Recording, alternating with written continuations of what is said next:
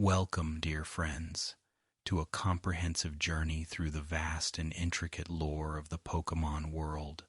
those creation myths that explain how reality began, the ancient legends whispered across generations, the historical events that shaped civilizations, the mysterious connections between humans and Pokémon across millennia, and the deep narrative threads that Game Freak has woven through games, anime, manga, and supplementary materials, creating mythology as rich and complex as any real-world culture's stories about origins, purpose, and the fundamental nature of existence in universe where pocket monsters aren't just creatures, but are integral to cosmology itself. Tonight, we'll explore everything about Pokémon lore across 5 parts, totaling hours of storytelling, told gently, like bedtime tales about world whose depth extends far beyond what casual players experience during adventures, focused on gym badges and championships, without realizing that beneath surface gameplay lies elaborate mythology, explaining why Pokémon exist, where they came from, how they relate to humanity,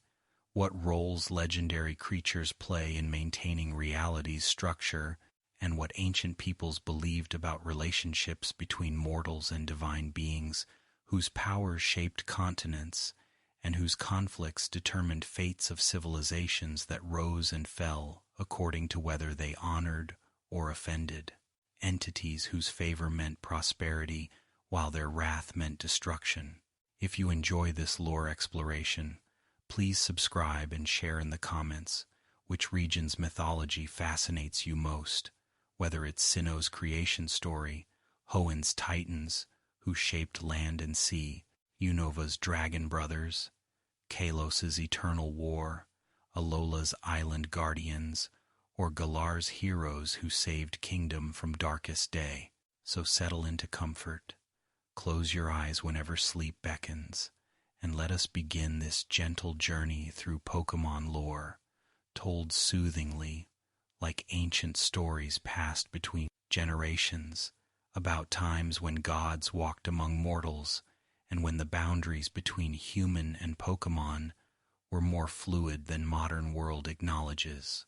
In the beginning, there was nothing, an endless void, without form, without time, without space, without matter or energy or consciousness to observe non-existence that preceded existence.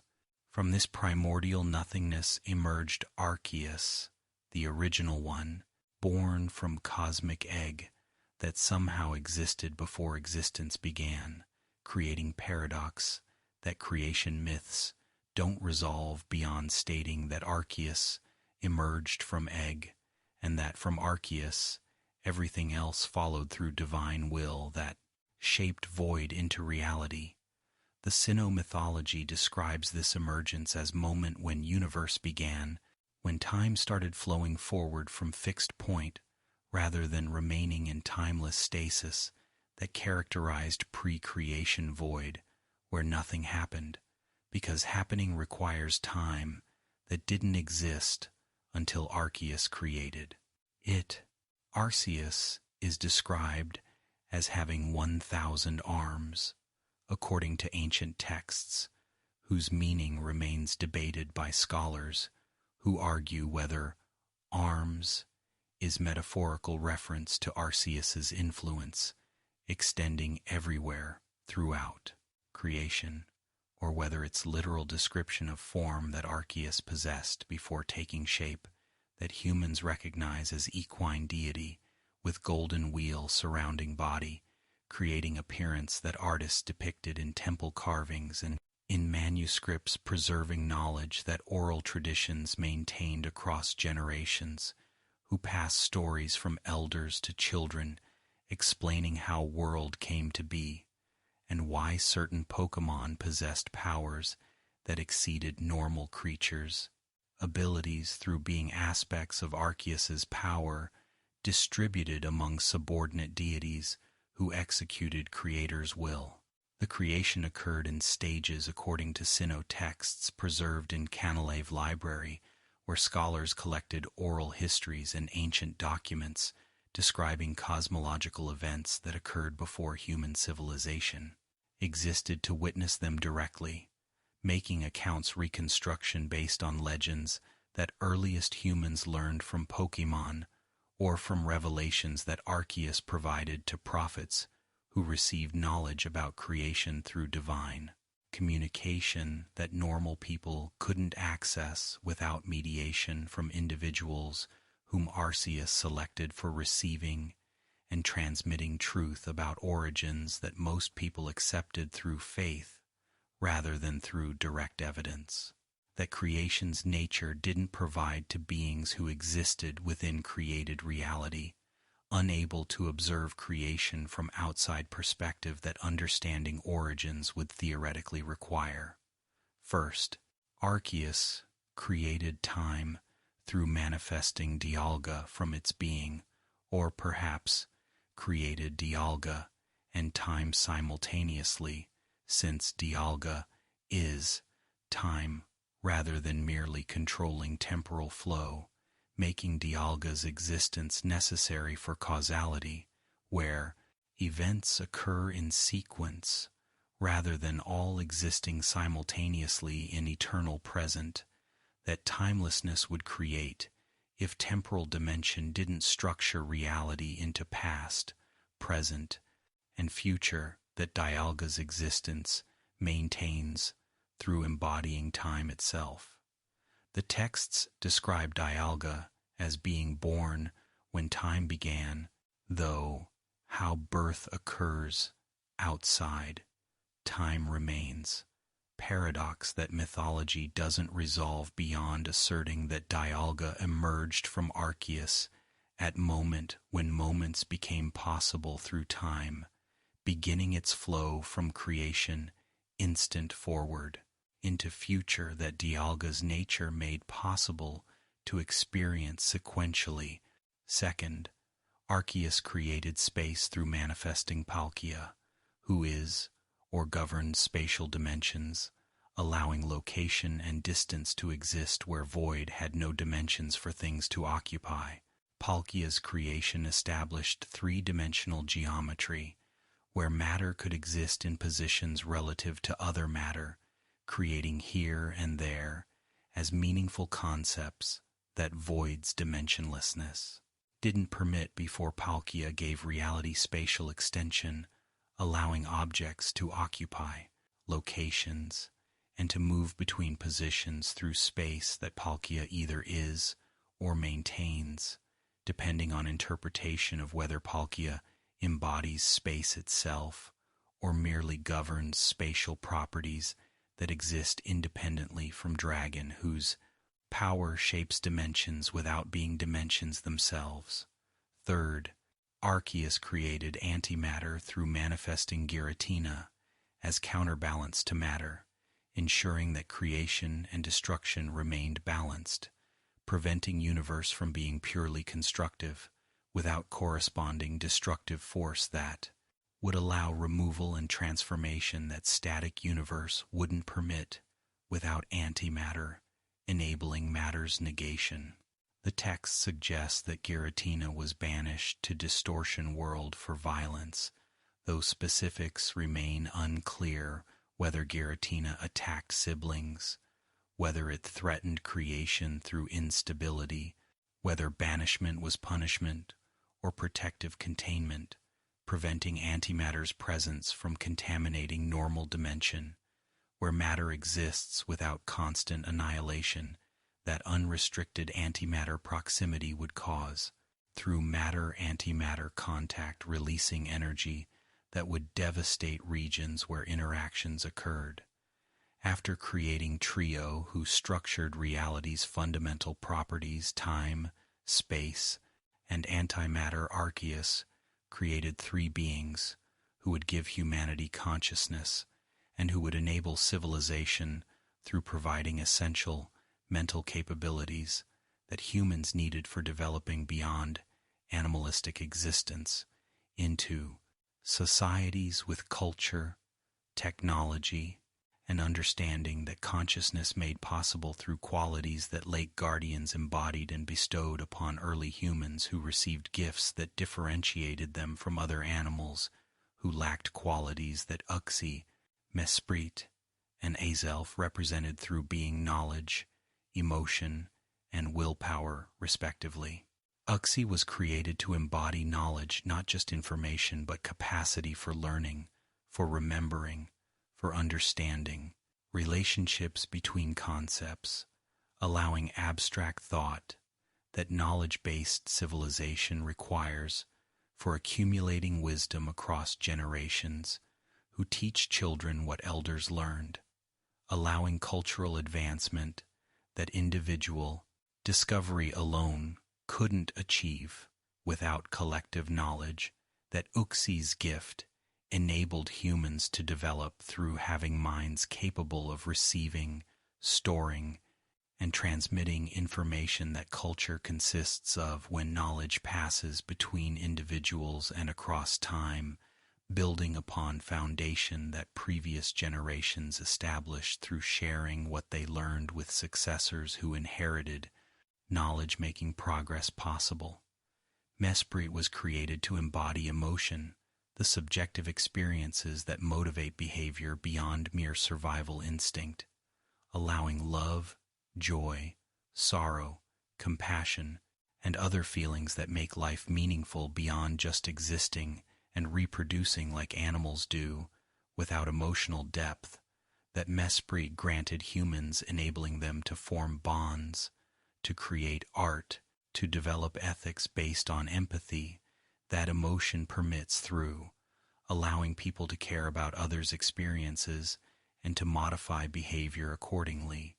because feelings about others' suffering or happiness influence decisions in ways that pure rationality wouldn't generate without emotional component that Mesprit provided to humanity. Azelf was created to embody willpower, the determination that allows pursuing long-term goals despite immediate obstacles, the persistence that achievement requires when instant gratification isn't available, the courage that action demands when fear suggests retreat, and the resolve that choices need when options compete for selection. Without willpower that Azelf represents, humans would lack capacity for sustained effort toward distant goals, making civilization impossible when agriculture, construction, and planning all require commitment to objectives whose benefits won't manifest until future. That willpower enables people to work toward, despite lacking immediate rewards that effort produces. These 6 beings, Dialga, Palkia, Giratina, Uxie, Mesprit, and Azelf, are considered direct emanations from Arceus, representing fundamental aspects of reality and consciousness that creation required for producing universe, where intelligent life could emerge and develop into civilizations whose achievements wouldn't be possible without time allowing sequential development, space allowing physical existence, antimatter allowing transformation, knowledge allowing learning, emotion allowing bonding, and willpower allowing persistence toward goals that immediate circumstances don't reward, making future-oriented behavior possible through resolve that present difficulties cannot overcome. After establishing cosmic structure and after providing consciousness's foundations, Arceus created or allowed creation of lesser Pokémon who would populate reality with diverse life, filling ecological niches and creating balanced ecosystems where species interacted through predation, competition, and symbiosis, that stable environment required for supporting life, including eventual human evolution that would produce civilization capable of understanding and recording creation mythology that ancestors received through revelation or through oral traditions, preserving knowledge about origins that writing eventually recorded, making permanent what memory alone had maintained across generations, who transmitted stories before writing existed for fixing narratives that memory could distort through repeated transmission. The mythology positions Arceus as supreme deity, whose power is absolute within created reality, though whether Arceus is omnipotent or merely extremely powerful remains debated by theologians who argue about whether Arceus's authority has limits or whether Creator's power is literally infinite, making Arceus capable of anything conceivable without restrictions that even omnipotence might theoretically face through logical paradoxes that philosophers identified about whether omnipotent beings can create immovable objects that they cannot move, creating contradictions that challenge coherence of absolute omnipotence that theology traditionally attributes to creator deities, whose power myths describe as unlimited. Hoenn's mythology centers on three ancient Pokémon whose conflict shaped regions' geography through titanic battles that expanded continents,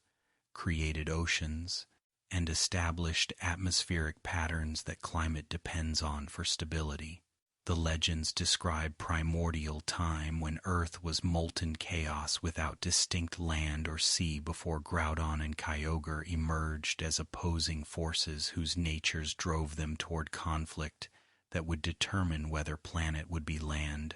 world or water world, or whether balance between terrestrial and aquatic environments would be maintained through stalemate that neither Titan could decisively win. Groudon is embodiment of land and earth, representing magma and tectonic forces that create continental crust through volcanic activity that builds mountains and islands from molten rock that cools into solid ground where terrestrial life can exist above water that would otherwise cover entire planet if oceans weren't constrained by land masses that Groudon created through raising continents from beneath seas that covered primordial world. The legends describe Groudon as ancient Pokémon who shaped continents through causing volcanic eruptions that built land masses over millions of years through accumulated layers of cooled lava that eventually emerged above sea level, creating dry land where previously only ocean existed, covering planet's surface without terrestrial environments that Groudon's power created through continental formation. Its ability, drought, creates harsh sunlight that evaporates water, making environment inhospitable to aquatic life, while favoring terrestrial organisms adapted to dry conditions, reflecting Groudon's nature as embodiment of land whose power extends climate control, allowing it to manifest drought conditions that favor continental expansion through drying oceans and through creating conditions where water recedes, exposing seafloor that becomes new land, extending continents at ocean's expense, creating more terrestrial environment at cost of aquatic habitats that drought eliminates through removing water that marine life requires for survival, making Groudon existential threat to ocean ecosystems when its power manifests without opposition from counterbalancing force. Kyogre is embodiment of sea and water, representing oceans and hydrological cycle that distributes water across planet through precipitation that fills rivers and lakes, while maintaining ocean levels that cover majority of world's surface area, making planet primarily water world, where land exists as islands within vast seas that Kyogre created or maintains through power over water, allowing it to summon rain, generate storms, and expand oceans through flooding that submerges coastlines, extending maritime environment at land's expense. The legends describe Kyogre as ancient Pokémon who created oceans through filling planetary depressions with water that accumulated into seas covering low-lying areas, while high ground remained above water as islands and continents that oceans surrounded. Its ability drizzle creates endless rain that raises sea levels through constant precipitation that floods terrestrial environments, expanding oceans while creating conditions favorable to aquatic life at terrestrial life's expense, reflecting Kyogre's nature as embodiment of water, whose power over weather allows manifesting deluge conditions that favor oceanic expansion through drowning landmasses beneath rising seas, that rain continuously replenishes while washing away soil, and while destroying terrestrial ecosystems that cannot survive, extended flooding that Kyogre's power creates when activated without opposition from counterforce that could prevent planetary flooding that unrestrained Kyogre would cause through unleashing endless rain that would eventually submerge continents, converting planet into water world. The conflict between Groudon and Kyogre is described in Hoenn legends as catastrophic clash between opposing titans whose battle for supremacy threatened to destroy balanced environment through pushing climate toward extreme, where planet would become either entirely land through Groudon's drought, evaporating oceans, or entirely water through Kyogre's deluge, submerging continents. The legends describe apocalyptic scenario where titans battle devastated Hoenn through drought and flood, alternating as Groudon and Kyogre each temporarily gained advantage before opponent rallied, creating oscillating environmental catastrophe that made region uninhabitable through extreme climate swings between desert conditions and total inundation that neither humans nor Pokémon could survive without intervention from third party whose power could suppress combatants. Rayquaza emerged from ozone layer, descending from sky to end conflict between Groudon and Kyogre through overwhelming both titans whose terrestrial and oceanic powers couldn't match Rayquaza's aerial supremacy and draconic might, that exceeded what ground-bound Groudon or sea-dwelling Kyogre could muster against Dragon, whose domain was atmosphere that neither land nor sea titan could effectively access, making Rayquaza superior arbiter whose intervention ended stalemate through forcing both titans into dormancy. The legends describe Rayquaza descending in brilliant light with roar that shook heavens and earth, causing Groudon and Kyogre to cease battle and retreat into hibernation, where they would sleep for millennia until disturbance would awaken, them risking renewed conflict that Rayquaza's intervention had ended. The trio's relationship establishes cosmic balance where land, sea, and sky maintain equilibrium, preventing any single domain from dominating planet's climate and geography, with Rayquaza serving as enforcer, ensuring that neither Groudon nor Kyogre upsets balance through expanding their domains at others' expense. The mythology teaches that harmony between opposing forces creates stability, while dominance by single force creates catastrophe, making balance necessary for maintaining habitable environment that extremes would destroy through converting planet into uninhabitable desert or drowning world beneath endless oceans that neither extreme would support diverse life. That balance between terrestrial and aquatic environments permits through compromise that satisfies neither land nor sea, but which allows both to coexist. The ancient peoples who witnessed Titans' conflict or who heard stories from ancestors who experienced it developed rituals and artifacts attempting to control or appease super-ancient Pokémon whose awakening threatened regional stability whenever seismic or weather disturbances suggested Titans might be stirring from slumber that Rayquaza had imposed. The red orb and blue orb were created as focus objects, containing essences or symbols of Groudon and Kyogre, allowing humans to interact with Titans through artifacts that channeled or represented their powers, making it possible to awaken or control super ancient Pokémon when necessity demanded their intervention, or when villains sought their power for reshaping world according to ideological visions that Team Magma and Team Aqua would pursue millennia later, when Incidation, rediscovering ancient knowledge about controlling Titans. The Cave of Origin in Sutopolis City serves as sacred site where, according to legend, reality began, or where Titans first emerged or battled, with location significance being preserved through oral traditions that modern Hoenn inhabitants maintain despite not fully understanding what ancestors knew about site's importance to regional cosmology. The cave contains deep waters, suggesting connection to primordial ocean, while volcanic formations indicate geothermal activity, linking site to both water and earth elements that Kyogre and Groudon represent, making Cave of Origin symbolically appropriate location for myths about Titan's origins or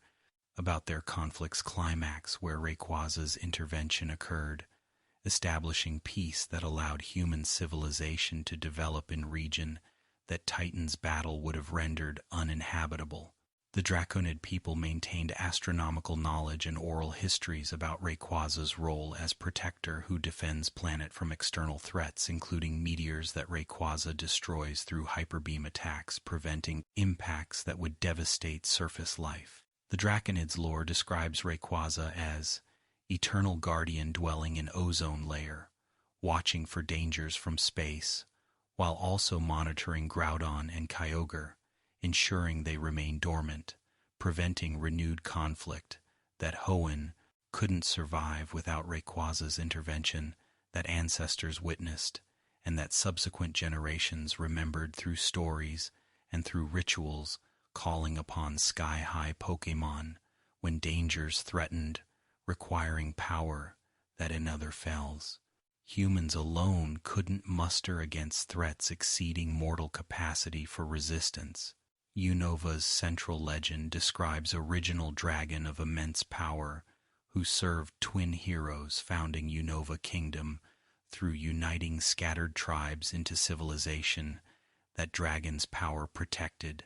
and that heroes' leadership guided toward prosperity. The legend states that dragon was single, being possessing truth and ideals united in perfect harmony, representing completeness. That original dragon embodied before conflict between brothers, shattered unity, creating separation that mythology describes as tragedy resulting from heroes' inability to maintain agreement about how kingdom should develop after establishing it through cooperation, that their differing philosophies eventually could not sustain when fundamental disagreements about governance emerged. The twin heroes founded Unova, together with Original Dragon as partner, whose power enabled their conquest and whose wisdom guided their decisions, creating Golden Age where truth and ideals worked together, producing just and prosperous. The kingdom that balance between realism and aspiration maintained through brothers' cooperation, that Original Dragon facilitated through embodying both truth that acknowledged reality and ideals that envisioned improvement. The legends describe this era as Unova's pinnacle, when united leadership created stability and when dragon's power protected kingdom from external threats, while internal harmony prevented conflicts that would emerge later when brothers' relationship fractured over disagreements about whether kingdom should prioritize truth or ideals, when decisions required choosing between realistic assessment of situations and idealistic visions of possibilities. The disagreement between heroes escalated into philosophical conflict about whether truth or ideals should guide kingdom's development, when practical concerns about governance conflicted with aspirational goals about what kingdom could become if resources were invested differently than immediate necessity suggested. One hero argued that truth must be paramount and that kingdom should acknowledge reality, accepting limitations, while making pragmatic decisions based on accurate assessment of situations, rather than on optimistic assumptions about what might be possible. The other hero countered that ideals must guide kingdom because accepting limitations ensures they'll never be overcome, and that striving toward better future requires believing in possibilities that current truth denies creating. Aspirational motivation that realism would extinguish through excessive focus on obstacles rather than on potential that ideals envision. The philosophical deadlock between heroes transferred to Original Dragon, who recognized both truth and ideals as valid principles, creating impossible a situation where Dragon contained opposing forces that brothers' conflict brought into opposition, making unified, being unstable when truth and ideals that had coexisted harmoniously became weaponized in brothers' argument about which principle should dominate kingdom's direction. The legends describe Dragon's anguish at being divided by heroes whose conflict forced choice between truth and ideals that Original Dragon had maintained in balance, but which brothers' escalating disagreement made incompatible within single being, requiring division that tragedy created when harmony shattered through heroes' inability to reconcile perspectives. The Original Dragon split into two beings reflecting brothers' separation, with Reshiram embodying truth and Zekrom embodying ideals, creating Pokémon who each sided with hero, whose philosophy they represented through no longer being unified entity, but being separate dragons aligned with separate heroes, whose conflict had caused division. The splitting was described as cataclysmic event, where Original Dragon's body tore apart, creating blast that devastated region surrounding brothers, turning fertile land into scorched wasteland that remains barren centuries later as reminder of cost, that conflict between truth and ideals exacted when harmony was destroyed, through heroes choosing opposition over cooperation that had created kingdom they then nearly destroyed through their battle. Reshiram sided with Hero of Truth, becoming fire and dragon type, whose flames purify lies, revealing reality beneath deception, and whose power manifests through acknowledging genuine circumstances rather than through pretending. Situations are different than they are. The legends describe Reshiram as pursuing absolute truth without compromise, believing that only through confronting reality can proper decisions be made when self-deception leads to failures that honest assessment would prevent. Through providing accurate information that decision-making requires for producing outcomes that align with intentions, rather than creating unintended consequences that inadequate understanding of situations generates when truth is obscured by wishful thinking. Zekrom sided with Hero of Ideals, becoming dragon and electric type, whose lightning represents sudden inspiration and whose power manifests through believing in possibilities that current circumstances don't guarantee but which committed effort might achieve through refusing to accept limitations as permanent. The legends describe Zekrom as pursuing lofty ideals without surrendering to cynicism, believing that only through striving toward better future can improvement occur, when accepting present conditions as immutable ensures their axes remain unchanged, making idealistic vision necessary for motivating changes that realism alone wouldn't inspire through excessive focus on obstacles rather than on potential that ideals emphasize. The hero's battle using their respective dragons, devastated Unova,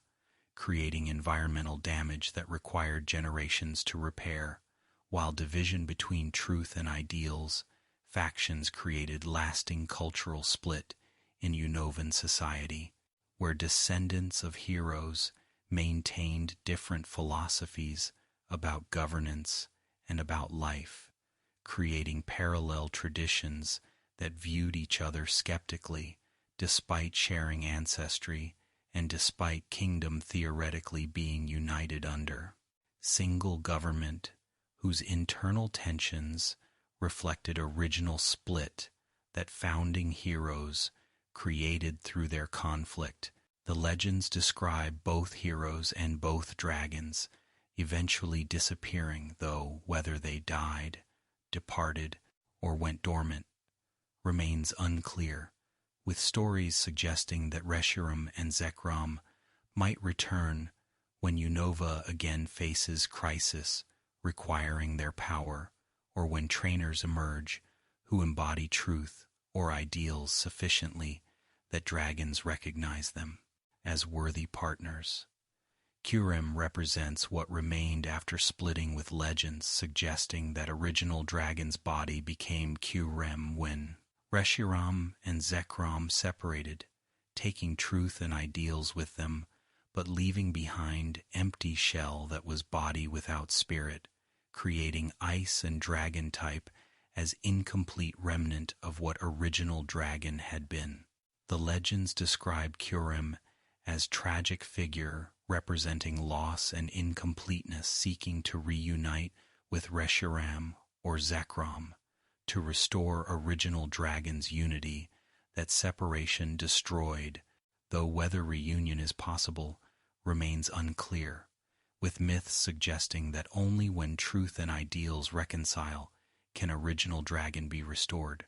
requiring trainers who command both Reshiram and Zekrom to facilitate fusion that would heal ancient wound. The DNA splicers are artifacts that legend says can fuse Kurem with Reshiram or Zekrom, creating white Kurem or black Kurem as partial restorations of original dragon's power, though neither fusion completes original dragon, requiring both Reshiram and Zekrom simultaneously for full restoration that technology or magic hasn't achieved, making complete reunion theoretical possibility rather than accomplished reality. The existence of DNA splicers suggests that ancient Unovan technology or magic was more advanced than commonly understood, with capabilities for manipulating legendary Pokémon at genetic or spiritual level, creating artifacts whose functions modern science cannot replicate, despite attempting to understand principles that allowed controlling dragon deities whose power should exceed human ability to command. Before modern Pokémon training developed systematized relationships between humans and Pokémon through Pokéball technology and through formalized battling, ancient warriors known as Aura Guardians used aura, mystical life force energy,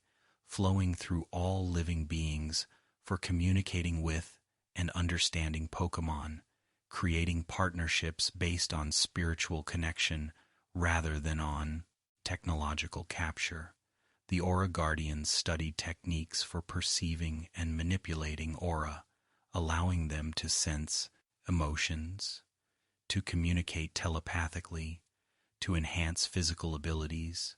and to project force through controlling life energy that aura represents as measurable phenomenon that spiritually attuned individuals could detect and utilize through training that developed aura sensitivity beyond normal human perception. Lucario species has natural ability to perceive aura, making them ideal partners for Aura Guardians, whose human aura sensitivity was supplemented by Lucario's superior aura perception, creating partnerships where human and Pokémon could process, communicate directly through aura reading, allowing understanding that transcended language barriers, making Lucario preferred companions for guardians, whose philosophy emphasized harmony and mutual understanding rather than domination. That later training methods sometimes exhibited through treating Pokémon as tools rather than as partners whose agency and feelings mattered equally with trainers' desires. The most famous Aura Guardian in recorded history was Sir Aaron,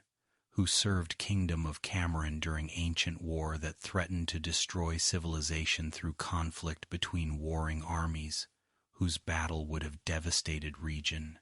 had Aaron not intervened through sacrificing himself to end hostilities. The legend preserved in Cameron Palace describes how Aaron's Lucario accompanied him to Tree of Beginning, mystical location where life energy concentrates into crystalline formations and where Mew dwells as guardian of sanctuary that serves as origin point for regional ecosystem, whose stability depends on trees' health, that disturbances threaten when conflicts or intrusions damage delicate systems. When war threatened Kingdom, Aaron traveled to Tree of Beginning where he planned to use aura powers for stopping armies through unspecified means that legend describes vaguely, leaving unclear whether Aaron intended negotiating peace, creating barrier, or using force against combatants whose battle would have destroyed Cameron. Despite not being primary target of conflict that was happening to occur, near city whose location made it collateral victim of war between powers, who didn't specifically intend destroying it, but whose battlefield proximity ensured devastation would extend to civilian population that military conflict wouldn't deliberately spare when tactics required destroying whatever locations battles occurred in. Before activating Aura Technique, Aaron sealed his Lucario inside staff for unknown reasons that legend doesn't adequately explain, leaving ambiguous whether Aaron was protecting Lucario from danger, preventing Lucario from interfering with planned sacrifice, or using Lucario's aura to power technique that required more energy than Aaron alone possessed,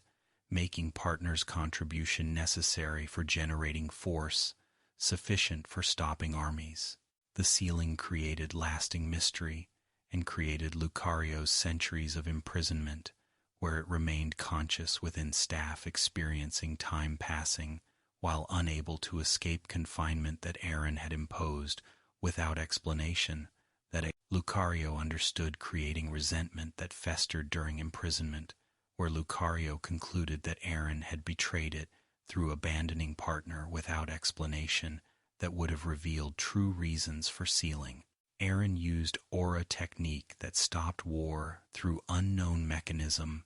that legend describes as creating light that pacified combatants, making them cease hostilities, though whether this was mental influence, physical barrier, or some other effect remains unclear from records that describe outcome without explaining method that Aaron used for achieving peace. The technique cost Aaron his life through draining his aura completely, leaving him dead, but having succeeded in ending war that would have killed thousands, making his sacrifice heroic, even though Lucario didn't understand sacrifice at the time, believing instead that Aaron had abandoned it, while actually Aaron had been protecting partner from sharing fate that Aaron accepted as necessary cost for saving Kingdom from destruction that only his intervention prevented.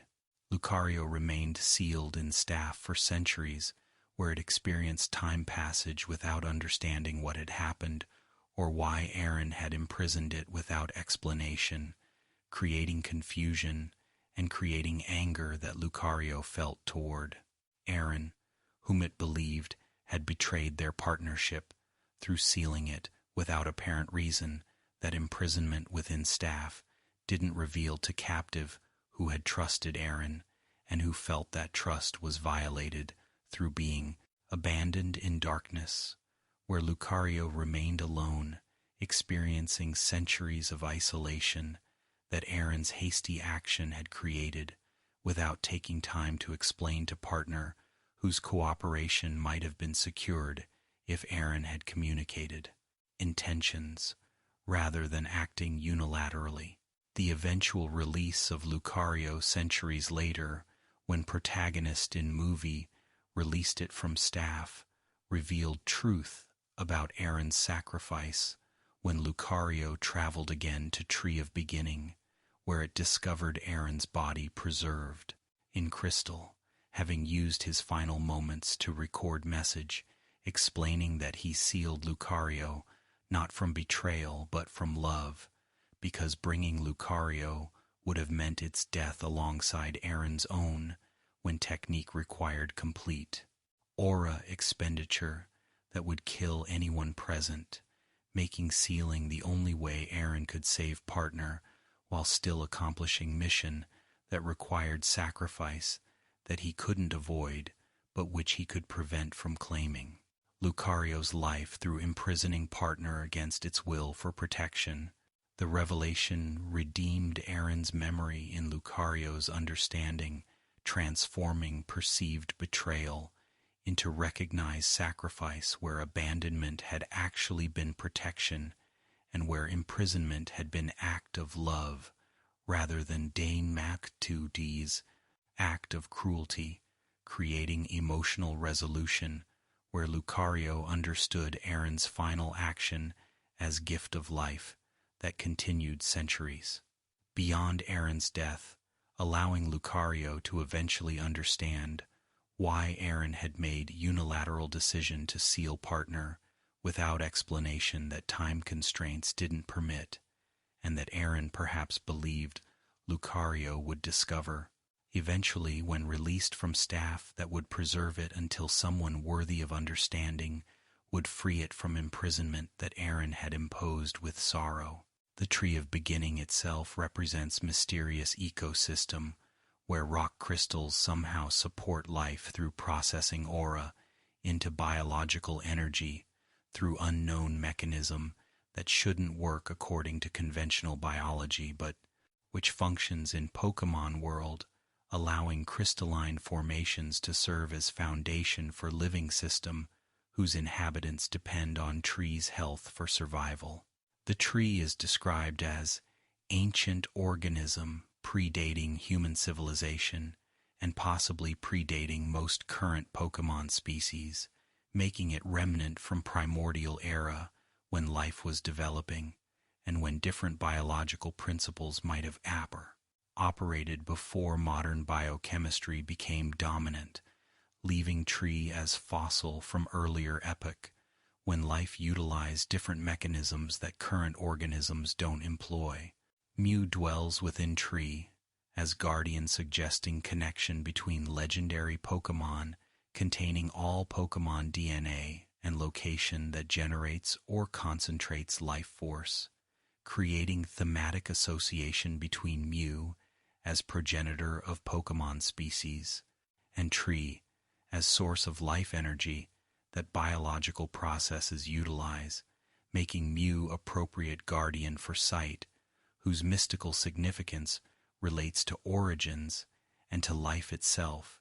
that Mew symbolically represents through being ancestral Pokémon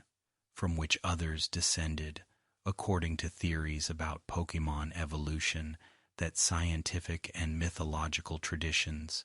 both reference when explaining diversity of species as derivative from common ancestor whose genetic flexibility allowed generating variety that modern Pokémon exhibit. And so concludes the first part of our lore journey, having explored Arceus's creation of reality through manifesting time, space, and consciousness, the weather titans whose conflict shaped Hoenn's geography before Rayquaza imposed balance, Unova's original dragon, who split into Reshiram and Zekrom when Hero's philosophical conflict separated truth from ideals, and the Aura Guardians, whose spiritual connection to Pokémon created partnerships that transcended technological capture. Rest now if sleep calls, or continue to part 2 where we'll discover regional myths from Kalos, Alola, and Galar. Sleep gently, dear friends. Welcome back, dear friends, to our continuing exploration of Pokémon lore. In this second part, we'll journey through Kalos's ancient war and the ultimate weapon that ended it,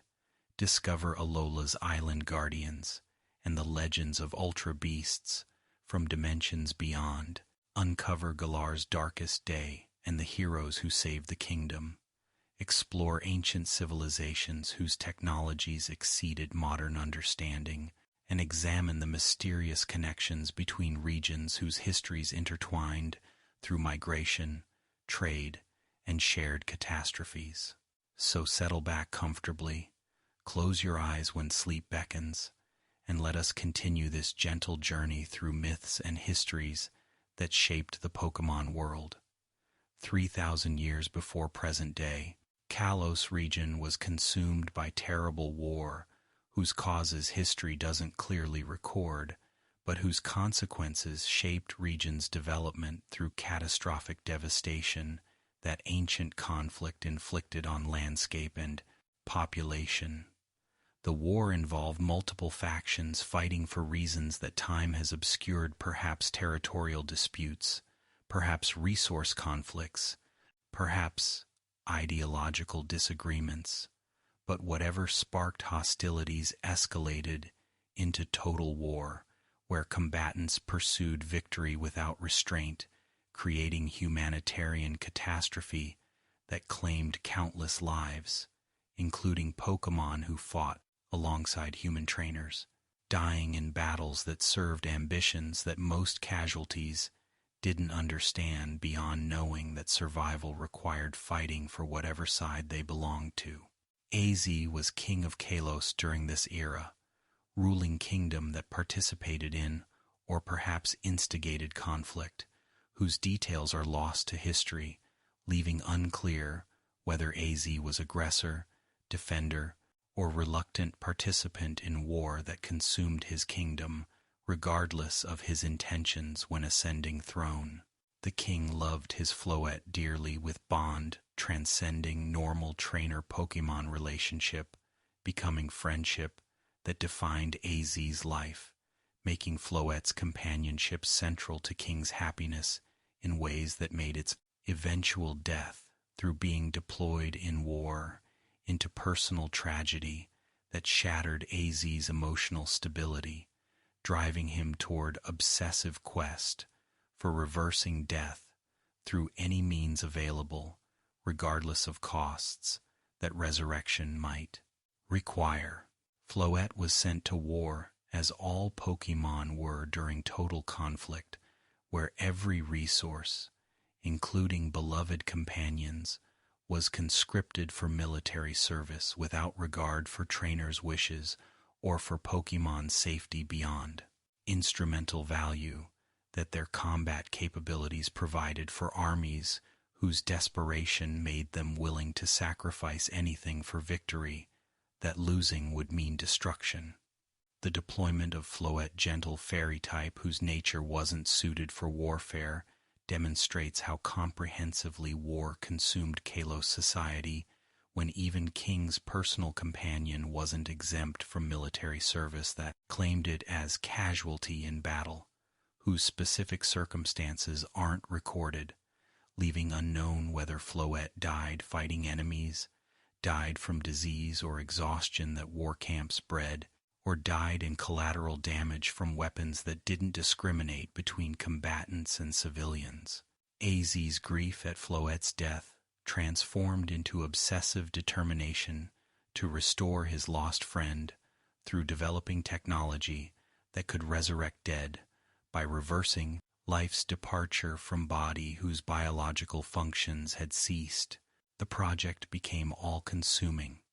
with Az dedicating Kingdom's resources toward building machine that could accomplish what nature didn't permit through restoration of consciousness and vitality to organic matter that death had rendered inert, requiring energy source, whose magnitude exceeded anything previously harnessed for powering device that would essentially reverse entropy for single organism, through impossible feat that conventional science said couldn't work, but which desperate king pursued regardless of theoretical limitations. The machine AZ constructed became known as Ultimate Weapon Towering Device, whose exact mechanisms remain unknown, but whose function required immense energy for powering resurrection that its inventor intended using for restoring single Pokémon, whose death he refused to accept as permanent. The energy requirements were astronomical, exceeding what conventional power sources could provide, requiring AZ to make terrible choice about where energy would come from when natural sources couldn't generate quantities that ultimate weapon demanded for functioning at levels necessary for achieving resurrection that was machine's sole purpose, despite energy requirements, making operation possible only through sacrificing other lives whose energy would power device that would restore Floette. AZ chose to power Ultimate Weapon through sacrificing countless Pokémon whose life forces were drained and channeled into machine, converting their deaths into energy that would resurrect Floette, creating horrific transaction where one life was purchased with thousands of lives whose value AZ discounted through viewing Floette as worth any cost, despite moral calculations, suggesting that one friend wasn't worth genocide that powering machine required. The mass sacrifice was implemented through methods that history doesn't describe, but which involve channeling life energy from Pokémon across region whose deaths occurred simultaneously when weapon activated, draining their essences through unknown technological or magical means that transferred vitality from victims to machine, where energy was processed and directed toward Floette's body, restoring what death had taken. The Ultimate Weapon successfully resurrected Floette through energy stolen from countless sacrificed Pokémon, whose deaths restored single life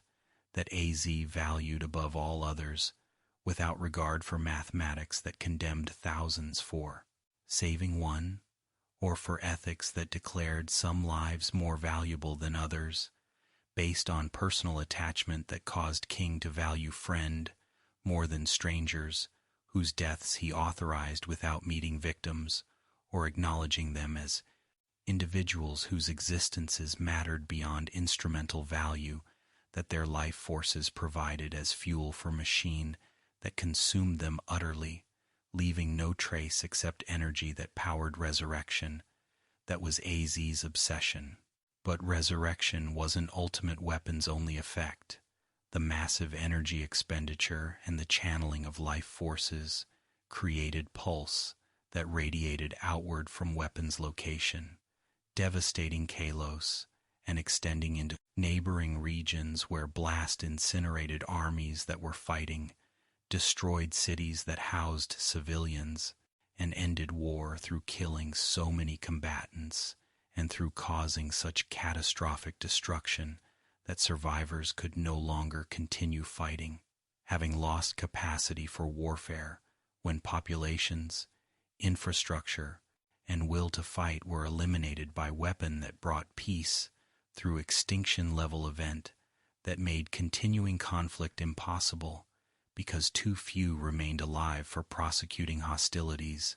That weapon ended definitively. The weapon's firing ended war, but at cost of millions of lives, both human and Pokémon, whose deaths AZ had caused through activating device, whose power exceeded any previous weapon, creating devastation that eclipsed war's casualties, making King responsible for genocide that dwarfed conflict's violence through single act that killed more than entire war had killed before weapons activation, making AZ simultaneously person who ended war and person who committed greatest mass murder in recorded history, creating moral complexity where hero and villain merged in single figure, whose action saved survivors while killing countless others who died in blast radius. Floette awakened to discover what AZ had done for resurrecting it, that thousands had died to restore its life, creating burden of guilt and horror that Floette couldn't accept, making it flee from AZ despite being restored because cost of resurrection was so obscene that Floette couldn't remain with trainer who had committed atrocity for saving it. The departure devastated AZ, who had sacrificed everything, including morality, for restoring Friend, only to have Friend reject him upon learning what resurrection had cost, making Ultimate Weapon into monument to futility, where King destroyed world for saving Friend, who wouldn't stay after learning truth about how its life was purchased through paying with other lives, whose value Floette recognized, even if AZ had not, when authorizing their sacrifice. The ultimate weapon's activation had another consequence. Beyond immediate devastation, it granted AZ immortality through exposure to energies that coursed through machine during firing, making King unable to die naturally, allowing him to experience millennia of guilt, watching world recover from catastrophe he caused while searching endlessly for Floette, who had abandoned him, creating eternal punishment, where AZ lived 3,000 years, unable to forget or to atone for genocide that saving one friend had required, making immortality curse rather than blessing,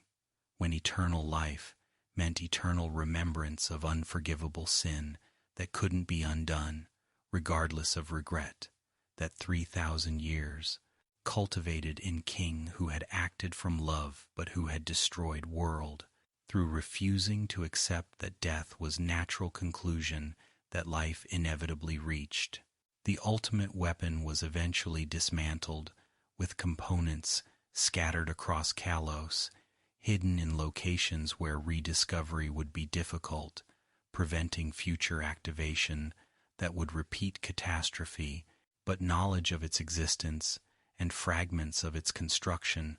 survived in texts and in oral traditions that Team Flare would eventually discover when seeking power for remaking world, according to Lysandre's vision of beauty that required eliminating humans and Pokémon who didn't meet aesthetic standards that villain established arbitrarily. The rediscovery and reconstruction of Ultimate Weapon 3,000 years after AZ built it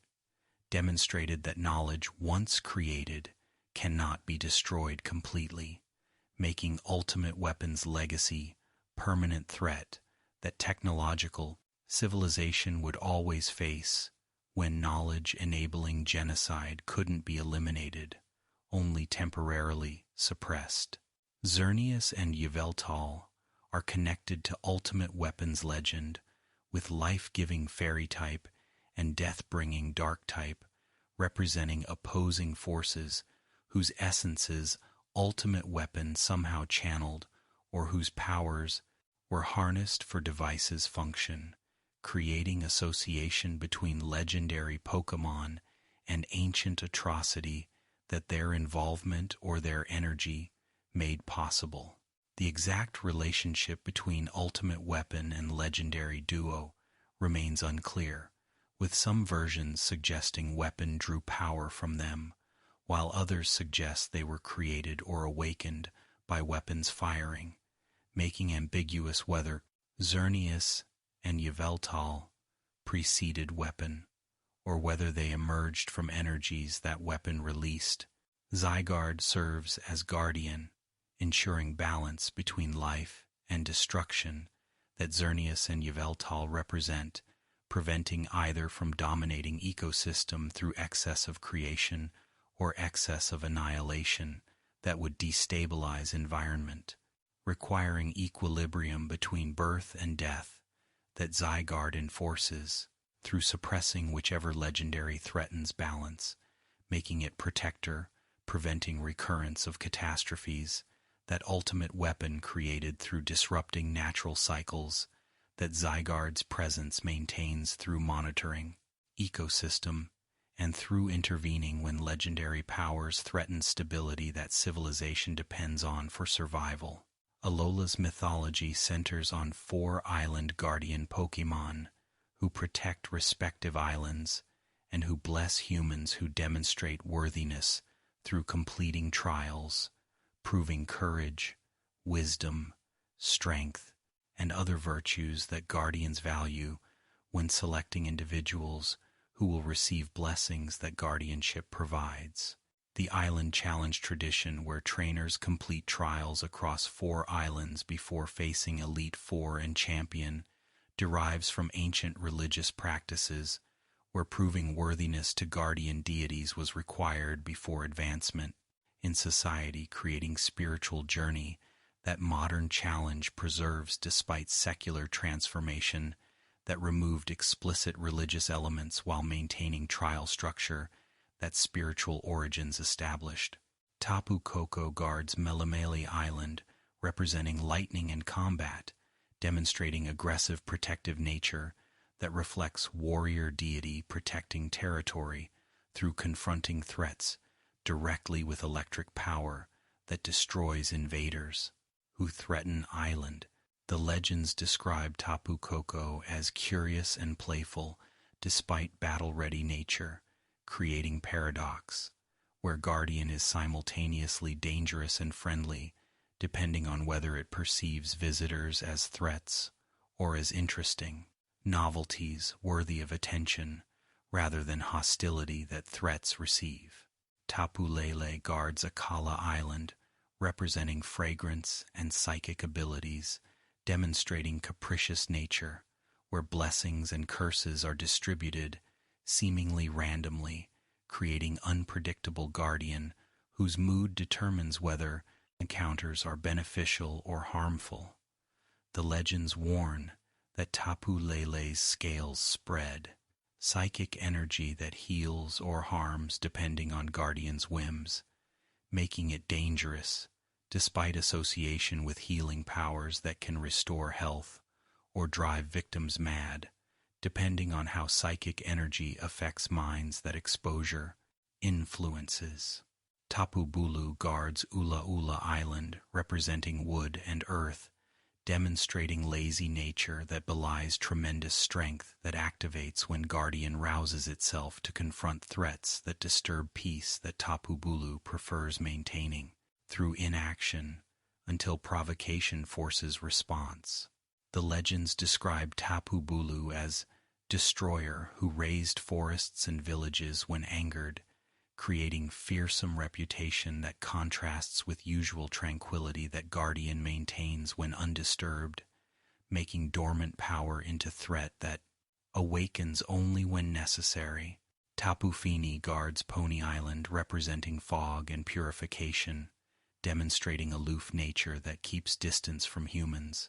while creating barriers using fog that obscures locations and that grants visions to those it judges worthy. The legends describe Tapu Fini as most enigmatic guardian, whose motives remain unclear and whose interactions with humans are minimal compared to other guardians whose engagement with populations is more direct than Tapu Fini's. Detached observation allows making it mysterious figure whose purposes are uncertain. The island guardians share common characteristics, including shells that close when conserving energy or defending against attacks, creating distinctive appearance where guardian deities exist within protective casings that open when activating powers, and that close when resting, creating visual metaphor for guardianship that is sometimes active and sometimes dormant, depending on whether threats require intervention that guardians provide when needed, but which they don't maintain, constantly preferring to conserve energy until circumstances demand action. The relationship between guardians and Alolan people has historically been reverential, with festivals, offerings, and rituals acknowledging guardians' protection and seeking their continued favor through demonstrations of respect that religious practices formalized. The modern secularization has reduced explicitly religious observances, but trial system preserves structure where proving worthiness remains central to advancement, creating continuity with spiritual traditions that ancient Alolans practiced when guardian worship was explicit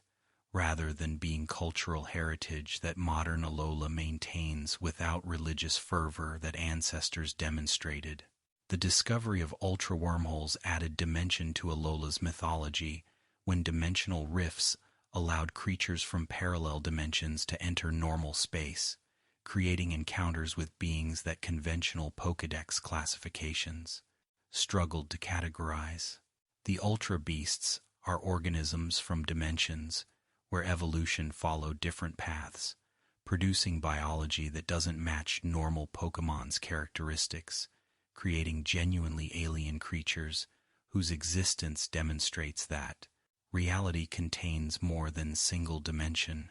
and that dimensional barriers occasionally fail, allowing cross-dimensional contact that normal physics doesn't predict. Nihilego is parasitic ultra beast from dimension where symbiosis or parasitism became dominant evolutionary strategy, producing organism that attaches to hosts, injecting neurotoxins that alter behavior, creating puppeted victims who serve parasites' interests rather than maintaining autonomous will that toxins suppress. The legends describe people who encountered Nihilego becoming violent or erratic, suggesting that neurotoxin effects include aggression and confusion that makes hosts dangerous to themselves and others until toxin metabolizes or until Nihilego detaches, releasing control that attachment imposed. Buzzwole is muscular ultra beast from dimension where physical power became paramount, evolutionary pressure producing organism that developed extreme musculature through fitness selection favoring strength above other traits. The massive physique creates intimidating appearance that reflects combat capability, making Buzzwole dangerous opponent whose punches can shatter concrete, demonstrating power that physical development produced through evolutionary history, that emphasized might as primary survival trait. Pheromosa is graceful ultra beast from dimension where beauty and speed were selected, producing organism that moves with impossible fluidity while maintaining appearance that human aesthetic standards recognize as beautiful, despite Pheromosa being insectoid alien, whose beauty is coincidental, alignment between human preferences and dimensional evolution that independently arrived at similar conclusions about what physical form produces, advantages that reproduction and survival require. Xurkitree is electrical ultra beast from dimension where organic and inorganic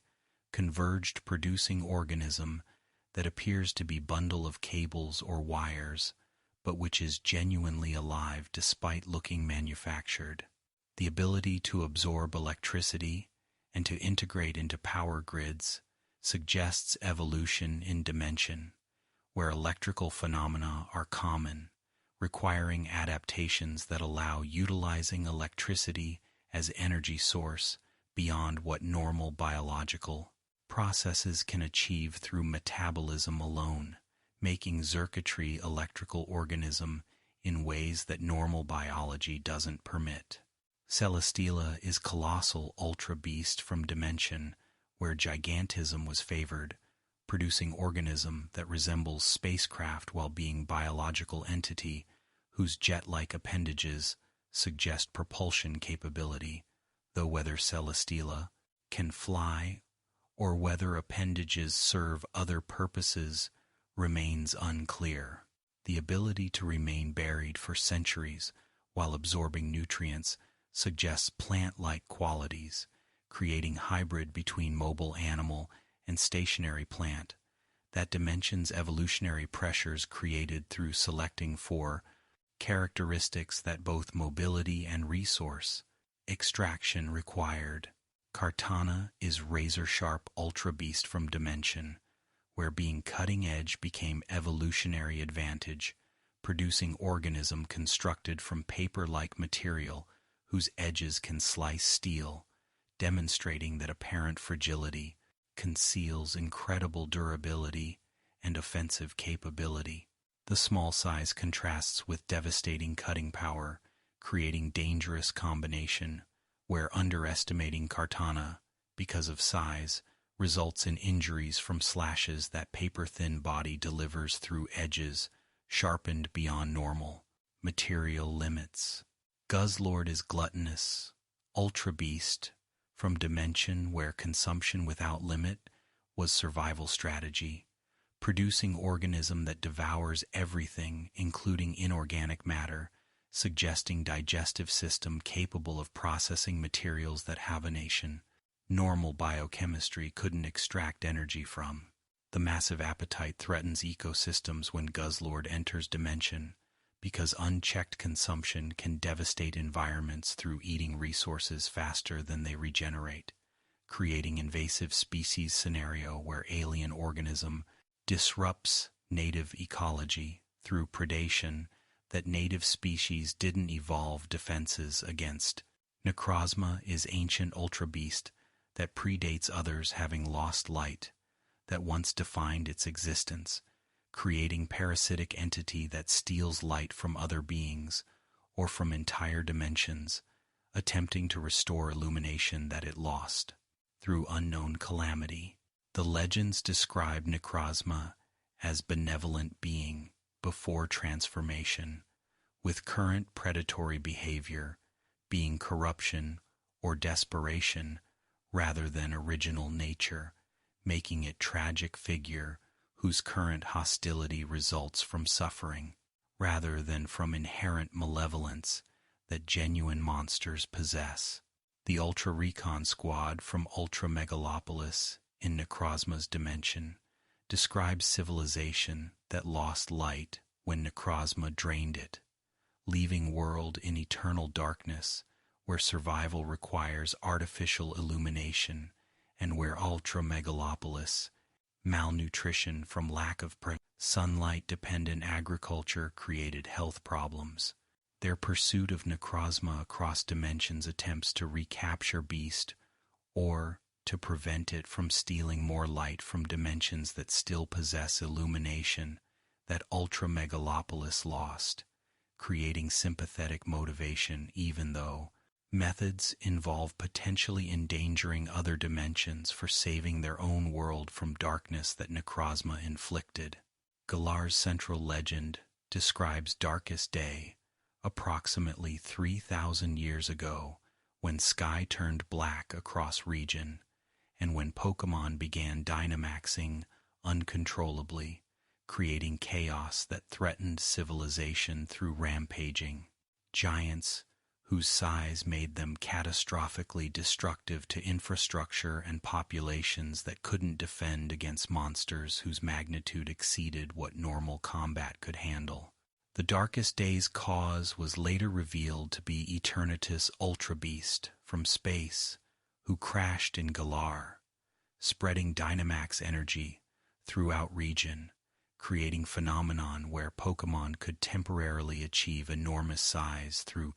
absorbing energy that Eternatus radiated passively through existing in dimension that its biology contaminated. The legends preserved in Galar culture describe two heroes who saved kingdom from Darkest Day through wielding sword and shield against darkness, defeating threat that had overwhelmed military forces whose conventional weapons couldn't harm Dynamax Pokémon, whose size made them nearly invulnerable to attacks that normal-sized combatants could deliver. The heroes became legendary figures celebrated across subsequent generations as saviors whose courage ended catastrophe, creating cultural touchstone that Galarian identity incorporated through making heroes into national symbols, representing bravery and sacrifice that founding mythology provided for uniting kingdom around shared history. The truth about heroes was more complex than legends acknowledged, with historical revisionism simplifying narrative into inspirational story that omitted details contradicting heroic portrayal that propaganda required for maintaining unity around shared identity that complicated history would undermine. The actual heroes were brothers who commanded Zacian and Zamazenta, legendary Pokémon, who wielded sword and shield respectively, creating partnership between humans and powerful Pokémon that allowed confronting Eternatus, whose power exceeded what ordinary Pokémon could match, requiring legendary intervention for success against Ultra Beast, whose biology gave it advantages that normal creatures lacked. However, legends omitted that heroes weren't purely altruistic saviors, but were partly responsible for Darkest Day through their actions that triggered or exacerbated crisis that they then resolved, creating situation where heroes who saved kingdom were same people whose mistakes or whose ambitions had endangered kingdom, initially making salvation redemption rather than pure heroism that legends portrayed. The historical cover-up served political purposes, making heroes into unambiguous symbols without moral complexity that honest accounting would require, if acknowledging that saviors had contributed to problems they solved, undermining inspirational narrative that propaganda required for maintaining their reputations as founders whose legacies validated current government's authority through descent from legendary heroes. Zacian wields sword and mouth blade, whose origins legends don't explain beyond stating that sword was Zacian's weapon against darkness, with some versions suggesting blade was forged by humans, while others suggest blade is papyrus, biological part of Zacian's body, or is materialization of Zacian's power rather than being physical object separate from Pokémon who wields it. The rusted sword artifact discovered in Slumbering Weald suggests that Zacian's blade can rust or degrade when not maintained properly, requiring care for preserving legendary weapon whose power diminishes when blade deteriorates from neglect, that centuries of dormancy imposed after Darkest Day ended and heroes disappeared, leaving artifacts behind. Zamazenta wields shield covering body defensive equipment whose function is protecting rather than attacking, creating complementary partnership with Zacian, where one attacks while other defends, creating tactical coordination that heroes employed when confronting Eternatus, whose power required teamwork for overcoming threat that solo combat couldn't defeat. The rusted shield artifact discovered alongside rusted sword suggests that Zamazenta's protection also degrades, requiring maintenance for sustaining defensive capabilities that legends attribute to shield that protects bearer from harm that normal armor couldn't withstand. The hero's fate after defeating Eternatus remains disputed, with legends offering contradictory accounts about whether they died, departed, ascended, or transformed, with some versions claiming heroes sacrificed themselves in final battle, while others claim they lived long lives before natural deaths, and while others suggest they became immortal or became spirits watching over Galar eternally. The lack of graves or of confirmed remains makes their ultimate fate mystery that historical record cannot resolve, leaving ambiguous whether heroes continued existing after Darkest Day or whether their stories ended with Crisis's resolution, creating uncertainty that each generation interprets according to what they want to believe about legendary figures whose actual fates are unknown. Zacian and Zamazenta entered dormancy after Darkest Day, sleeping in Slumbering Weald for 3,000 years, until awakened by crisis that threatened Galar again, creating pattern where legendary Pokémon awaken when region needs them, but remain dormant during peaceful eras when their power isn't required. The dormancy suggests that legendary Pokémon don't constantly interfere in mortal affairs, but instead intervene only during emergencies, creating limitation on divine intervention that prevents legendary beings from solving all problems, making mortal agency meaningful, because gods aren't constantly managing events, leaving humans responsible for normal challenges, while gods address only existential threats. The Galar Pokédex entries and historical texts suggest that after Darkest Day ended, survivors worked to seal away Dynamax energy or to control it through constructing power spots where energy concentrated, creating managed locations where controlled Dynamaxing could occur during battles without risking uncontrolled power. Rampages that Darkest Day had featured. The power spots became integrated into Galar culture through stadium construction that took advantage of concentrated energy, creating entertainment industry based on Dynamax battles that legends about catastrophic past made into controlled spectacle where danger was minimized through regulations and through limiting exposure to prevent phenomena from becoming unmanageable. Chairman Rose's later attempt to trigger Second Darkest Day through Awakening Eternatus demonstrates how historical trauma can be repeated when leaders believe they understand forces better than they do, creating hubris that causes attempting to control what previous generations sealed away, recognizing that some powers shouldn't be wielded regardless of potential benefits that controlled use might theoretically provide. Rose's motivation was preparing for future energy crisis through harnessing Eternatus's power, but plan backfired when Eternatus proved uncontrollable, requiring intervention from Zacian and Zamazenta again, who repeated Ancestors' role of saving Galar from Dynamax catastrophe, that human arrogance caused through believing legendary power could be mastered, when history should have taught that some forces exceed safe manipulation, requiring respect rather than exploitation. Throughout Pokémon World's history, civilizations rose and fell, leaving ruins whose technologies sometimes exceeded modern capabilities, suggesting that progress isn't linear and that knowledge can be lost when civilizations collapse, taking accumulated wisdom with them into oblivion that makes rediscovery difficult or impossible depending on whether sufficient documentation survived for reconstructing principles that ancient engineers and scientists understood, but which their descendants lost when catastrophes or gradual decline eliminated. Transmission of knowledge between generations. The ruins of Alph in Johto contain unknown mysterious Pokémon whose forms resemble alphabet symbols, creating connection between language and reality, suggesting that ancient civilization that built ruins understood that writing had power beyond mere communication, allowing symbols to influence reality through mechanisms that modern physics doesn't acknowledge, but which ancient metaphysics recognized as valid principles.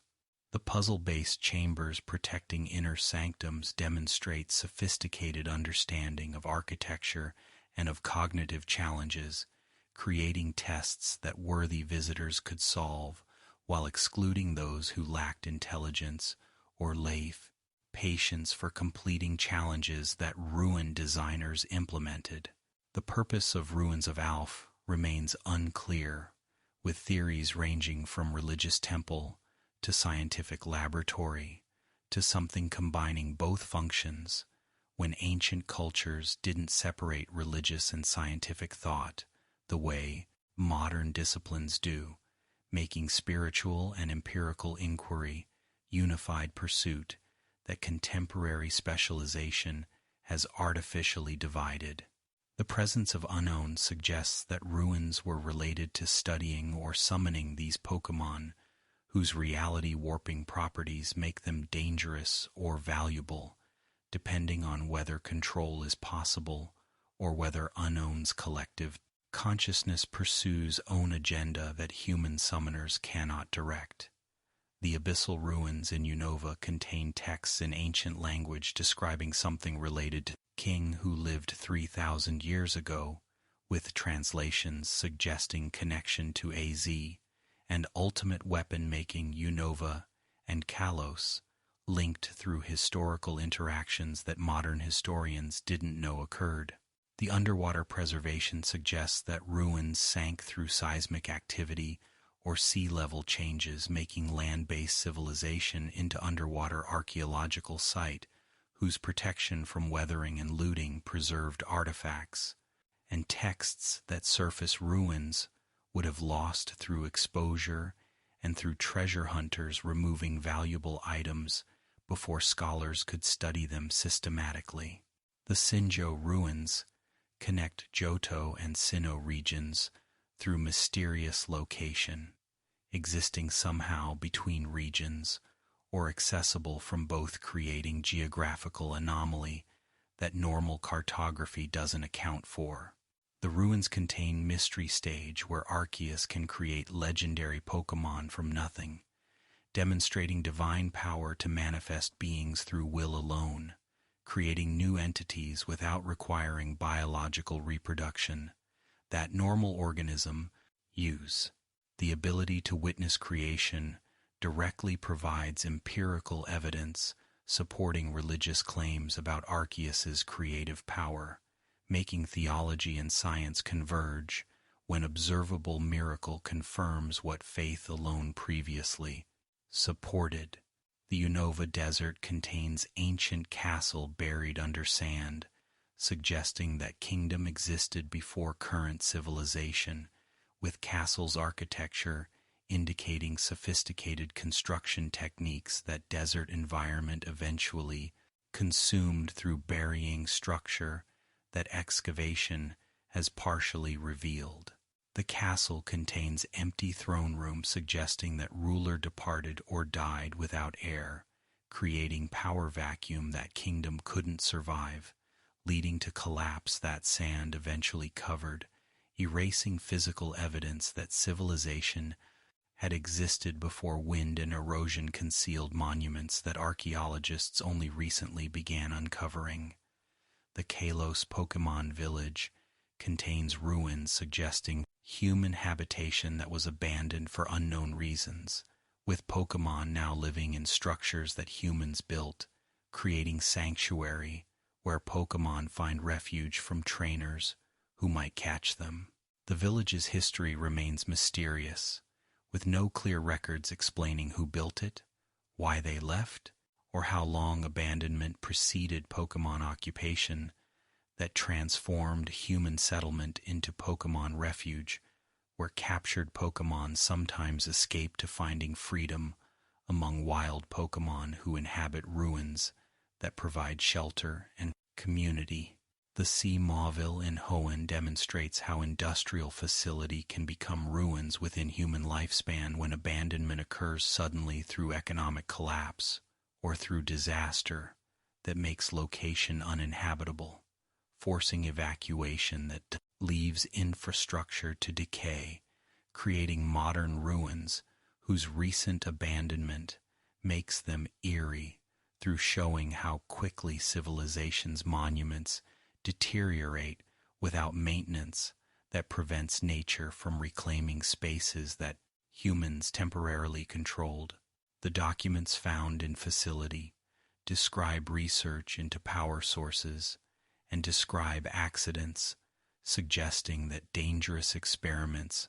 might have caused facilities' abandonment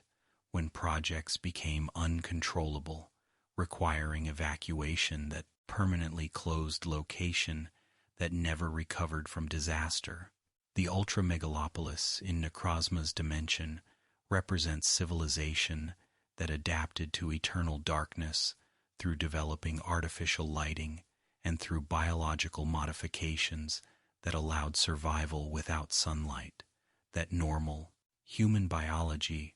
requires for health. The adaptation demonstrates how extreme environments force innovation, creating technologies that normal conditions wouldn't motivate when necessity drives development, that comfort would never inspire, making harsh environments into laboratories where survival demands solutions that eventually become sophisticated technologies that originated from desperate improvisation. The brass tower in Johto burned 300 years ago, killing 3 Pokémon who were later resurrected by Ho-Oh as legendary beasts, creating origin story for Raikou, Entei, and Suicune, whose existence as resurrected beings makes them unique entities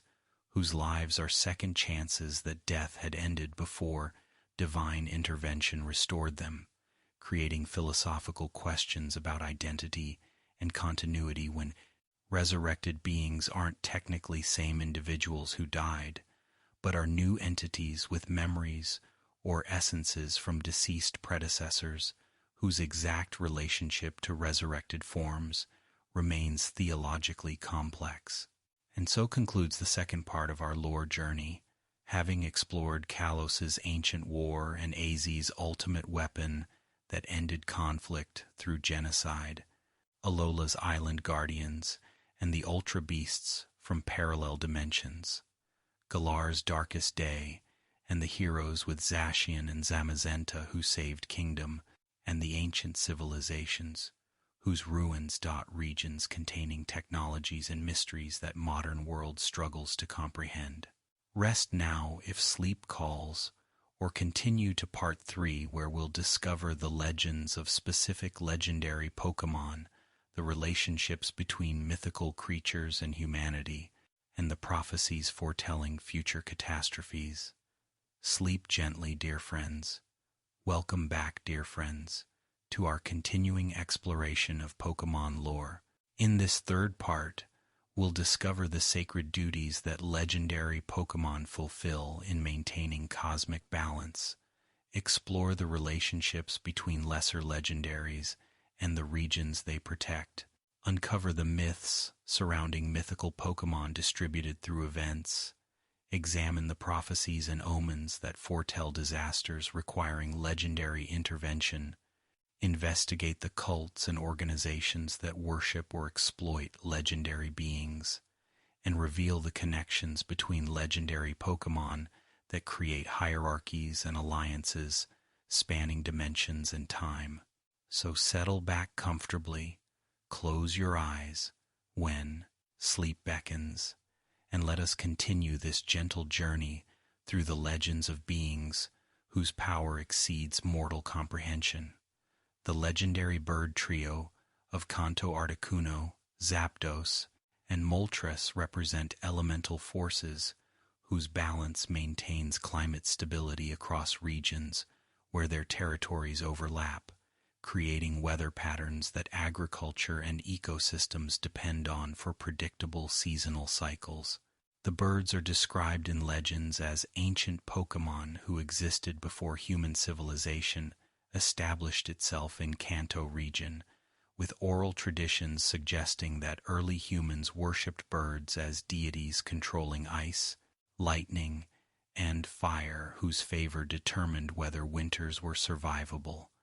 whether storms were destructive, and whether summers provided warmth without scorching crops that temperature extremes would destroy through either freezing or burning vegetation. Articuno dwells in frozen mountains and caves, where eternal ice preserves cold that legendary bird generates through its presence, creating microclimates where snow falls regardless of season and where temperatures remain below freezing, even during summer months when surrounding regions experience warmth. The legends describe Articuno as most reclusive of bird trio, preferring isolation in inhospitable environments where few humans venture, making encounters with ice-type legendary rare events that inspire awe in witnesses who see beautiful crystalline bird whose wings trail frozen vapor, creating visual spectacle that ancient peoples interpreted as divine manifestation rather than as biological phenomenon. The Pokédex entries describe Articuno appearing before doomed travelers, lost in mountains, with some versions suggesting Bird guides them to safety, while others imply that Articuno's appearance is death omen, indicating that traveler will perish from exposure, creating ambiguity about whether legendary Bird is guardian angel or harbinger of doom. The contradictory interpretations might reflect regional variations in legend or might indicate that Articuno's intentions are inscrutable, with appearances being neither rescue nor prediction but simply coincidental observations that desperate humans interpreted according to whether they survived encounters that their own resourcefulness determined rather than divine intervention influencing. Zapdos inhabits thunderclouds and stormy regions where electrical phenomena concentrate, creating environments where lightning strikes frequently and where electromagnetic fields reach intensities that normal weather doesn't generate. The legends describe Zapdos as most aggressive of bird trio, actively patrolling territory and attacking intruders who venture into storm systems that legendary Bird generates or inhabits, creating danger for aircraft and for mountain climbers who encounter storms that Zapdos either creates or is attracted to through electrical phenomena. That Bird's presence intensifies, creating feedback loop where Zapdos makes storms stronger, while storms attract Zapdos, creating self-reinforcing cycle. The relationship between Zapdos and electrical infrastructure creates modern complications when legendary Bird's presence near power plants or transmission lines causes surges and failures through electromagnetic fields. That Bird generates overwhelming systems designed for normal electrical loads without accounting for supernatural phenomena that Zapdos represents. The incidents have led to protocols for detecting Zapdos signatures and for implementing emergency shutdowns when legendary Bird approaches, preventing damage that Bird's proximity would cause through inadvertent interference with technology that didn't exist when legends formed, describing Zapdos only in terms of natural lightning rather than considering interactions with human electrical systems. Moltres lives in volcanic regions and scorched wastelands where extreme heat creates environments that most organisms cannot survive, making Firebird's habitat naturally isolated from human settlements that couldn't exist in territories where Moltres' presence raises temperatures beyond what human physiology can tolerate without technology for climate control. The legends describe Moltres as symbol of renewal through fire, with volcanic eruptions associated with legendary Bird, creating new land while destroying old, creating cycle of destruction and creation that Moltres embodies through being any simultaneously destroyer, consuming everything in flames, and creator whose volcanic activity builds new ground from cooled lava that eventually supports life after initial devastation. The relationship between legendary Birds creates balance, where ice, lightning, and fire maintain equilibrium, preventing any single element from dominating regional climate through each bird's territory, limiting others' expansion, creating stable boundaries where elemental forces remain confined to appropriate regions rather than spreading uncontrollably across areas where their dominance would create uninhabitable extremes. The balance is described in legends as sometimes failing when birds conflict directly rather than maintaining territorial separation, creating weather catastrophes when ice battles fire or when lightning disrupts, both creating storms that devastate regions where conflicts occur until birds retreat to home territories, or until Lugia intervenes. Lugia serves as mediator and master of legendary birds, according to legends from Orange Islands and surrounding regions where Lugia dwells, underwater in deep trenches, where pressure and darkness provide isolation from surface world, where legendary psychic bird rarely ventures, except when crises require intervention. The relationship between Lugia and Bird Trio isn't hierarchical domination, but is more like older sibling managing younger siblings, whose conflicts require mediation that Lugia provides through superior power that can subdue any single bird or can overawe all three simultaneously when they unite against Lugia, whose psychic and flying abilities exceed what elemental birds can match individually or collectively. The legends describe Lugia as creating storms through wing flaps that generate winds capable of destroying buildings and creating waves that sink ships, making Lugia simultaneously protector and threat, depending on whether it's calming birds' conflicts or whether it's angry and creating catastrophic weather that its departure from deep ocean triggers. The association with storms made Lugia feared by sailors who developed rituals and offerings attempting to appease Silver Wing Guardian, whose moods determined whether voyages succeeded or whether ships were destroyed by supernatural tempests, that Lugia's displeasure manifested through weather that normal meteorology couldn't predict or explain. The Kimono Girls in Johto maintain traditions related to summoning Lugia through ritual dances and through possessing specific items, including Silver Wing, whose origins legends attribute to Lugia directly through claiming Wing was shed or given to humans, allowing them to call upon legendary bird when necessity demanded intervention that only Lugia's power could provide. The tradition demonstrates how legendary Pokémon sometimes establish relationships with human organizations, creating partnerships where humans can request assistance through proper protocols that legendary beings established for managing interactions, preventing constant petitioning while allowing legitimate requests to reach legendary awareness when crises warrant their attention. The legendary beast trio of Johto, Raikou, Entei, and Suicune originated from tragedy when Brass Tower in Ekrutik City burned 300 years ago, killing 3 Pokémon whose identities legends don't specify,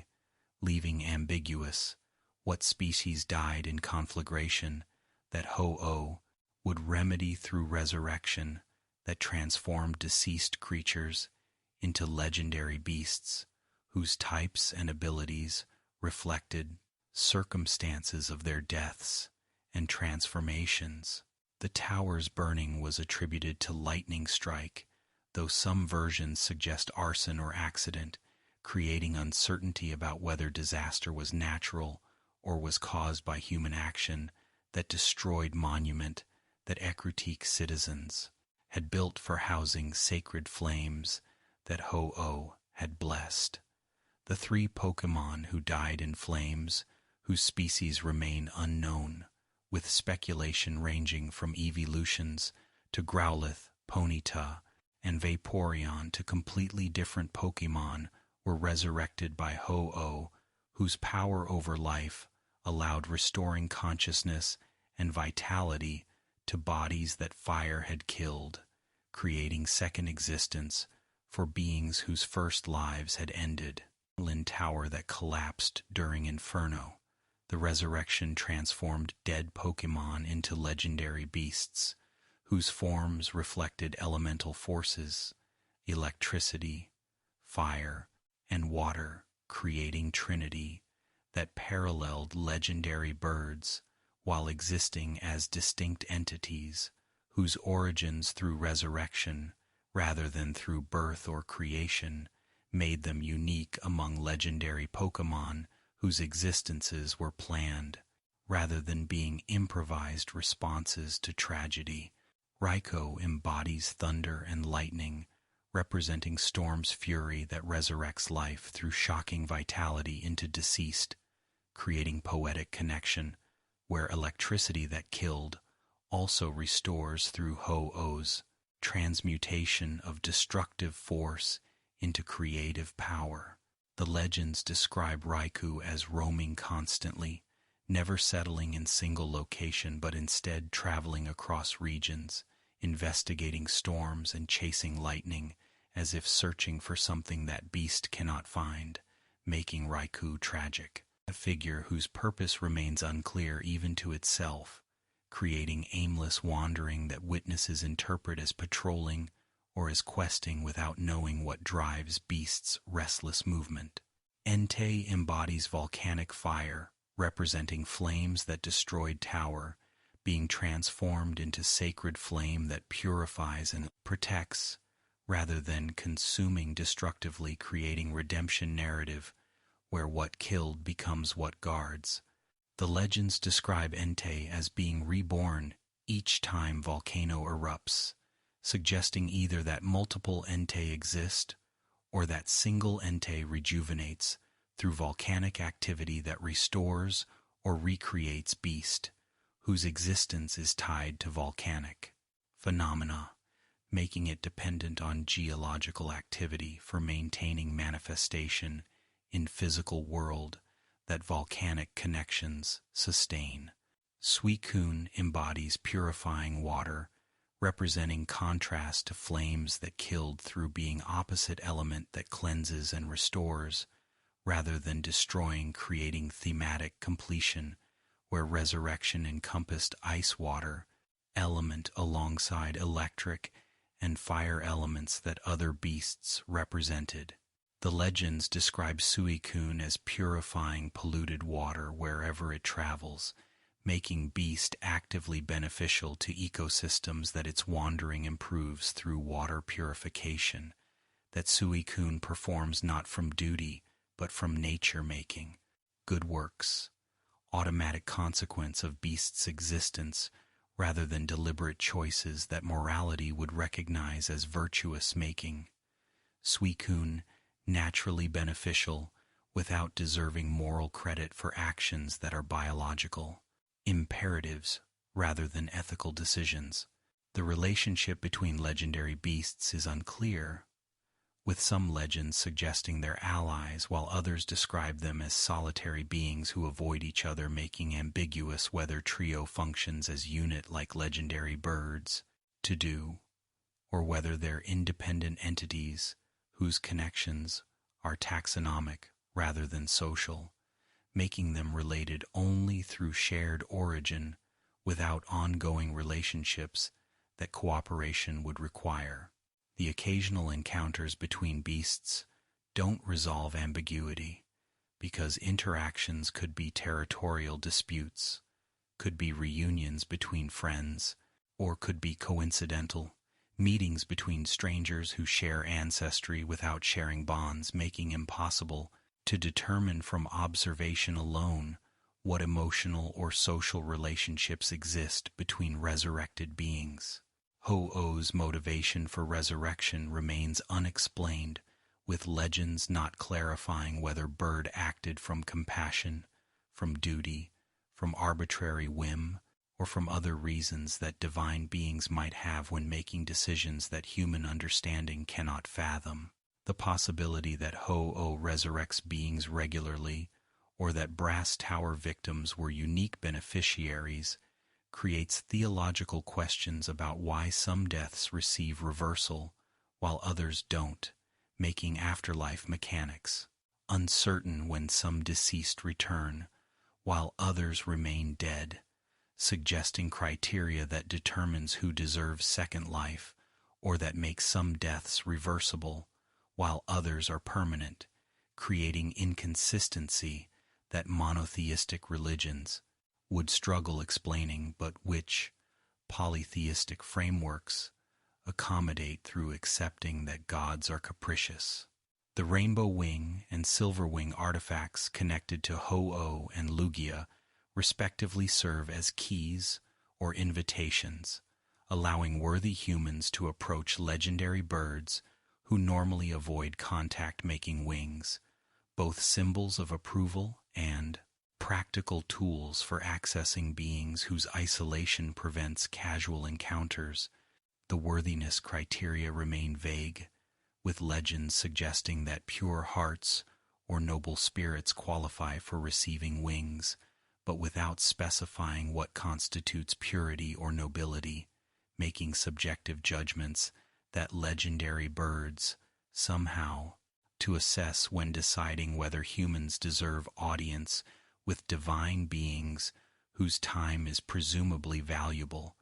requiring screening for preventing frivolous petitions from wasting attention that should be reserved for legitimate crises. Latias and Latios represent psychic dragons whose relationship as siblings creates legendary duo rather than legendary trio or quartet, making them unusual among legendary groups that typically come in threes or fours or ones making pair. Structurally irregular, the legends describe them as protectors of specific cities, with Latios and Latias guarding Alto Mare. In particular, though, whether they protect other locations or whether Alto Mare is unique in receiving their guardianship remains unclear. From legends that focus on single cities' connection to duo without explaining whether other cities have similar guardians or whether Alto Mare is special case. The Soul Dew artifact is created from deceased Latios or Latias, containing essence or spirit of dead dragon, whose consciousness or life force crystal preserves, allowing continued existence after physical death, creating afterlife where awareness persists in gem rather than departing to wherever consciousness normally goes when bodies cease functioning. The creation of Soul Dew requires Latios or Latias sacrificing life through transforming into crystal that city's defense mechanism uses for powering barriers and for generating other protections that Soul Dew's energy maintains, creating posthumous service where death isn't end of Guardian's protection, but is transformation, allowing continued guardianship through different means. The implications are disturbing because Soul Dew creation requires death,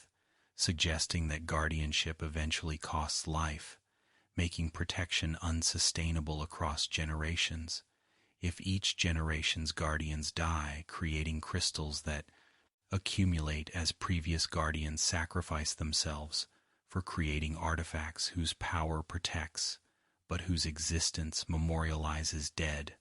who gave lives for defending city that their deaths purchase safety for. The cycle raises questions about whether new Latios or Latias arrive to replace deceased, or whether guardian dragons are finite resource, whose deaths mean eventually Alto Mare will lack protection when dragons are extinct from sacrificial duty that each generation demanded from guardians who loved city enough to die for it. The relationship between Latios and Latias combines sibling bonds with complementary abilities, creating partnership where telepathic communication allows coordination that spoken language couldn't match, making duo highly effective defenders whose synchronization provides tactical advantages that solo guardians would lack. The gender difference with Latios male and Latias female creates potential for reproduction that could sustain population, but legends don't mention offspring, suggesting either that guardians don't breed or that young are raised elsewhere before returning to guardian duties, creating absence in legends that might reflect cultural taboos about discussing sacred beings' private lives, or might indicate that reproduction doesn't occur, making each guardian irreplaceable. The ability to disguise themselves as humans allows Latios and Latias to observe city without revealing identities, making them able to move among people, gathering intelligence about threats while maintaining anonymity that combat situations don't permit when dragon forms become necessary for actual fighting. The disguise ability raises questions about how many human-appearing individuals might be disguised. Pokémon, whose true natures remain hidden from observers who assume everyone they meet is genuinely human, without considering that shape-shifting Pokémon could be impersonating humans for benevolent or malevolent purposes that human appearance conceals from detection. The legends describe Latios and Latias as gentle unless provoked, creating disposition that prefers peace, but that accepts violence as necessary response to threats that peaceful methods cannot resolve. The gentleness contrasts with power that Duo possesses, making them dangerous precisely because restraint means adversaries might underestimate capabilities that peaceful nature usually keeps concealed until situations demand revealing full power that provocation unleashes, making gentle guardians into terrible foes when protecting loved ones or defending territory from invaders who mistook gentleness for weakness, discovering too late that mercy isn't weakness but is choice that can be revoked when circumstances warrant violence that peaceful preferences normally avoid. The previous exploration of Uxie, Mesprit, and Azelf during creation mythology bears expansion regarding their continued involvement in human affairs beyond initial gift of consciousness that allowed civilization to develop from animal existence into cultural sophistication. The Lake Guardians didn't simply create consciousness and then depart, but instead remain present in physical world, dwelling in lakes where legends claim they can be found by worthy seekers whose pure hearts or desperate needs justify. Disturbing legendary Pokémon whose privacy is normally maintained through remaining hidden in lake depths where humans cannot easily access them without diving equipment that technology only recently provided. Uxie's ability to erase memories creates double-edged gift, where knowledge that legendary being possesses could benefit humanity, but where accessing that knowledge risks losing memories that make individuals who they are. The legends warn that eye contact with Uxie results in memory erasure, suggesting that simply being in presence isn't dangerous, but that direct visual connection creates effect that transforms memory-possessing individual into memoryless being who retains knowledge temporarily before forgetting everything, including their own identity, making interaction with Uxie potentially catastrophic for those who seek wisdom without understanding that price of knowledge might be losing everything else, including self. The paradox of knowledge guardian, whose protection of knowledge involves destroying memory, creates philosophical puzzle where preserving wisdom requires preventing access, making Uxie simultaneously source of knowledge and obstacle to knowledge, depending on whether approaching properly or improperly. The proper approach remains unclear from legends that warn against eye contact without explaining how one should interact with Uxie for gaining knowledge without losing memories, leaving ambiguous whether safe interaction is possible or whether all encounters risk memory loss that Uxie's nature makes inevitable, regardless of precautions that visitors attempt when seeking wisdom that legendary being possesses.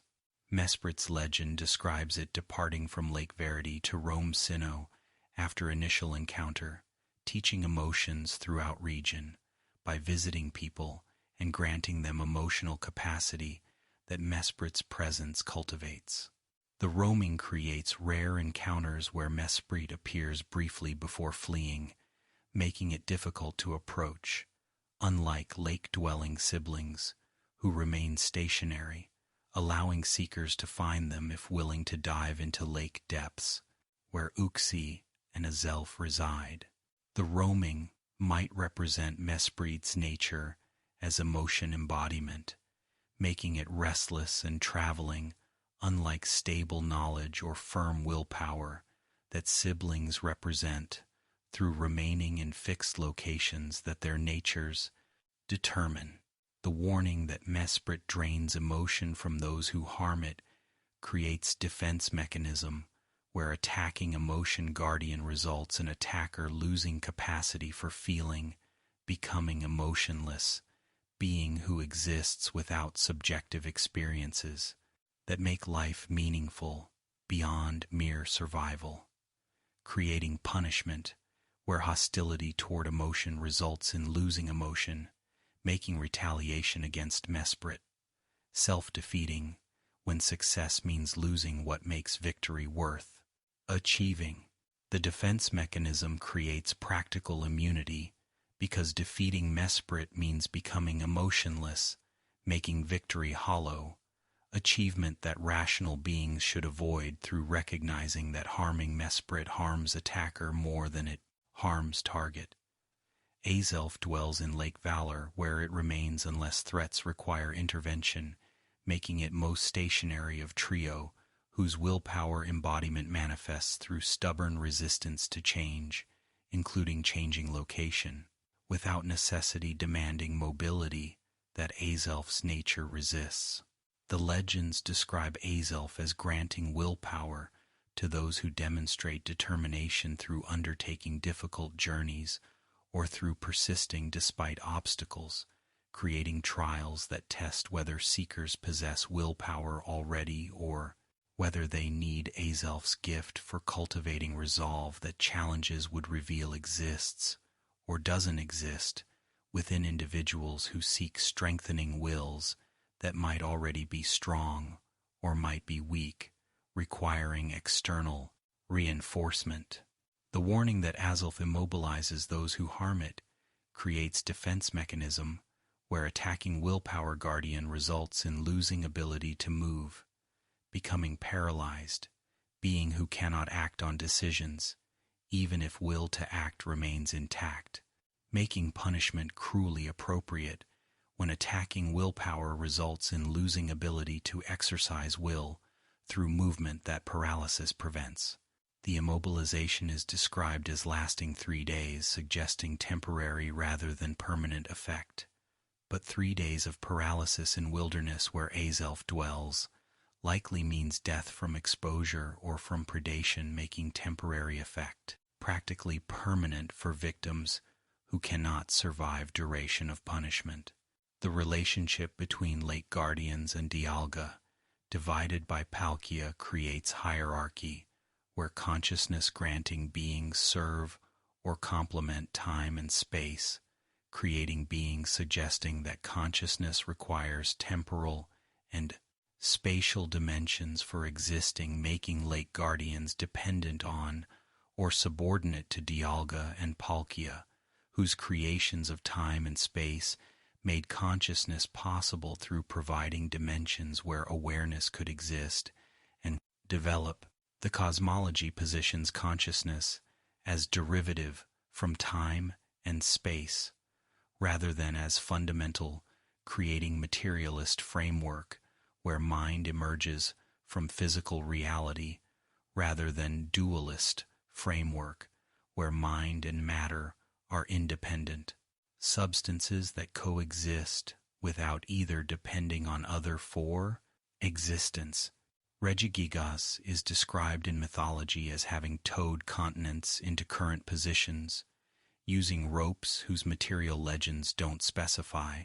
and whose attachment points continental geology doesn't reveal, leaving unclear how literally towing should be interpreted versus metaphorically representing geological forces that plate tectonics explains through natural processes rather than through divine intervention. The legends are ancient, predating modern geology, making them attempts to explain continental distribution through narrative that made sense, given observational evidence, and given lack of knowledge about plate movements that scientific Understanding would later provide as alternative explanation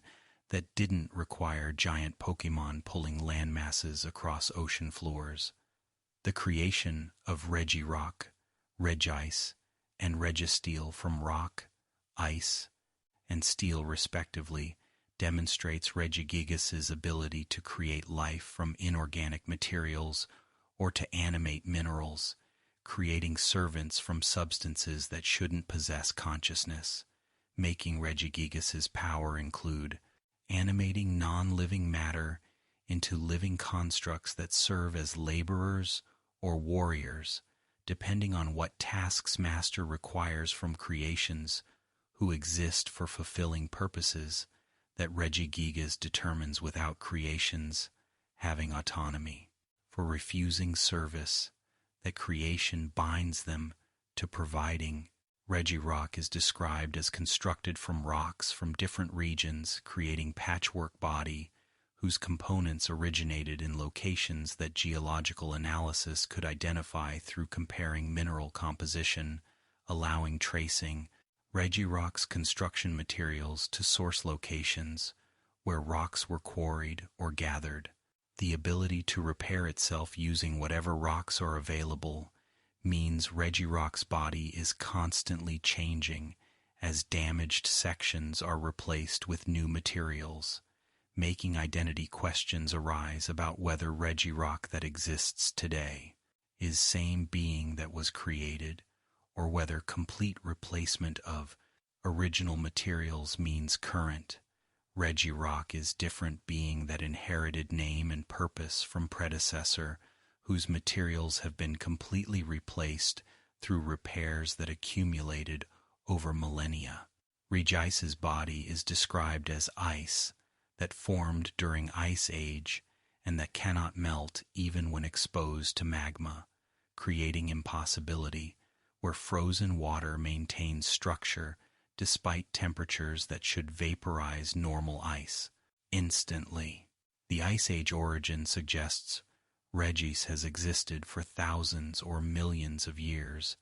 witnessing climate changes and species extinctions, while remaining unchanged through maintaining impossible ice structure that geological epochs cannot destroy through heat or through other forces that would obliterate normal ice, rendering it liquid or gas, depending on temperature that application determines. Registeel's metal body is described as harder than any known metal, creating material whose properties exceed what periodic table's elements can achieve, suggesting that Registeel isn't constructed from normal metals but is not made from supernatural substance that appears metallic without being composed of actual metals that chemistry recognizes. The hollow body suggested by Registeel's Pokédex entries creates mystery about what interior contains, whether empty space, whether hidden mechanisms, whether something else, making Registeel's construction opaque to understanding, despite external appearance suggesting simple metal construction that internal reality might contradict if interior differed dramatically from what exterior suggests. The relationship between Regigigas and its creations resembles master-servant dynamic, where creations exist for serving master's purposes without having independent goals or desires that would create conflicts between what they want and what Regigigas commands. The absolute obedience suggests either that creations lack sufficient consciousness for developing autonomy, or that their construction included programming that prevents disobedience, making them perfect servants who cannot rebel regardless of how they're treated or what they're commanded to do, making them tools rather than beings deserving moral consideration that autonomy would warrant if creations possessed free will that servitude suppresses. The locations where Regigigas sealed titans in ancient temples suggests that after continental positioning was complete, Regigigas imprisoned servants for unknown reasons, perhaps because their power was dangerous, perhaps because their purpose was fulfilled, making them obsolete, perhaps because something else that legends don't explain motivated sealing beings who had served faithfully without apparent rebellion, that imprisonment would punish. The sealing required constructing temples and solving puzzles, suggesting that unsealing was intended to be possible but difficult, preventing casual release while allowing worthy seekers to liberate titans when necessity demanded their power for purposes that their imprisonment usually prevented. The slow start ability that cripples Regigigas during first 5 turns of battle creates narrative where power that moved continents has somehow diminished, requiring warm-up period before full strength becomes accessible, suggesting that age, injury, imprisonment, or other factors weakened Regigigas from peak capabilities that legends describe when describing continental towing, that modern Regigigas apparently cannot replicate through having lost power that aging or other factors reduced from impossible heights to merely exceptional levels that still exceed most Pokémon while falling short of legendary status that continental towing would represent. Cresselia and Darkrai represent opposing forces related to dreams, with Cresselia bringing good dreams that restore and refresh, while Darkrai brings nightmares that disturb and terrify, creating dichotomy where sleep becomes battleground between benevolent and malevolent legendary Pokémon whose influences determine whether rest is restorative or destructive, depending on which legendary affects sleeping individual. The relationship isn't cooperative like many legendary pairs, but is antagonistic, with Cresselia actively opposing Darkrai's nightmare spreading, creating eternal conflict where neither side can permanently defeat opponent, making them locked in stalemate that perpetuates across time without resolution. Darkrai's nightmare induction is described as involuntary with Pokédex entries, suggesting that it doesn't choose to cause nightmares, but that nightmares radiate from its presence, automatically affecting anyone nearby who sleeps,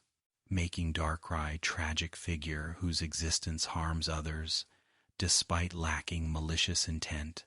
creating situation where Darkrai is simultaneously monster and victim, being persecuted for effects it cannot control. The involuntary nature raises ethical questions about whether Darkrai deserves blame for nightmares that aren't deliberate choices but are biological inevitabilities that Darkrai's nature makes unavoidable, creating suffering that 2% nobody intends,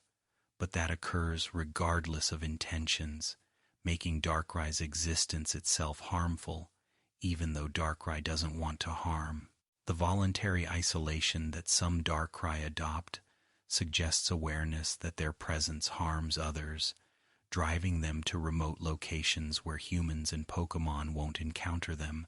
preventing nightmares through preventing contact that nightmare radiation requires for affecting victims. The self-imposed exile creates lonely existence, where Darkrai sacrifices companionship for others' well-being, making it heroic rather than villainous, through choosing isolation for preventing harm that proximity would cause, demonstrating that Darkrai possesses moral sense and empathy despite being unable to control effects that make it dangerous to be near. Cresselia's ability to cure nightmares that Darkrai causes creates natural antagonism, where healing legendary opposes harming legendary, with Cresselia's lunar wing feathers being used as remedies for nightmare victims who Darkrai affected. The lunar wing's properties include dispelling nightmares and protecting against future nightmare affliction, creating preventative medicine and cure simultaneously, making single feather into powerful artifact whose value makes Cresselia target for those seeking protection against Darkrai or seeking remedies for victims suffering from New Moon Island encounter that exposed them to nightmare aura that Cresselia's feathers counteract. The legends describe eternal chase, where Cresselia pursues Darkrai, attempting to limit nightmare spreading, while Darkrai flees, attempting to avoid confrontation with opponent whose lunar power counters darkness that Darkrai represents. The pursuit creates dynamic where neither can rest, because Cresselia cannot allow Darkrai to settle, where it would continuously affect population,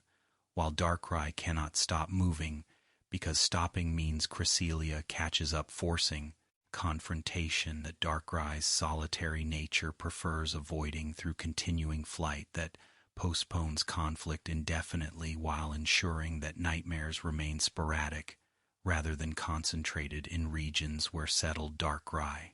would continuously afflict population. The relationship between lunar Cresselia and dark Darkrai suggests cosmic symbolism where moon and darkness represent opposing forces that wax and wane in influence, creating cycle where neither dominates permanently. The association of Cresselia with crescent moon specifically rather than with full moon creates symbolism where partial light rather than complete illumination opposes darkness, making opposition balanced rather than one-sided where overwhelming light banishes darkness completely. The crescent moon's transience suggests that good dreams are temporary, reprieve rather than permanent state, making nightmare possibility constant threat that Cresselia's presence temporarily suppresses, without permanently eliminating. Jirachi awakens every 1,000 years when Millennium Comet appears for 7-day period,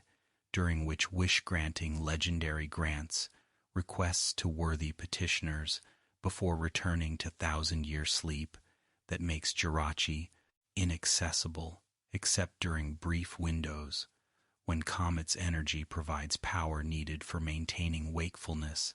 that normal conditions cannot sustain. The 1,000-year cycle creates rarity where most people live entire lives without witnessing Jirachi's awakening, making it legendary in truest sense, where few living people have experienced encounter with Pokémon whose appearances are generational events that grandparents tell grandchildren about based on stories their own grandparents told, creating oral history spanning centuries. The wish-granting power comes with limitations that legends don't clearly specify, leaving ambiguous what constitutes grantable wish versus ungrantable wish, and whether limitations are about difficulty, about ethics, or about something else that determines which requests Jirachi can or will fulfill. The 7-day time limit creates urgency, where petitioners must locate Jirachi and make wishes quickly before return to sleep, ends opportunity, making Jirachi's awakening into race, where competing wish-makers seek limited resource whose scarcity creates conflicts between those wanting wishes for themselves versus those wanting wishes for communal benefit,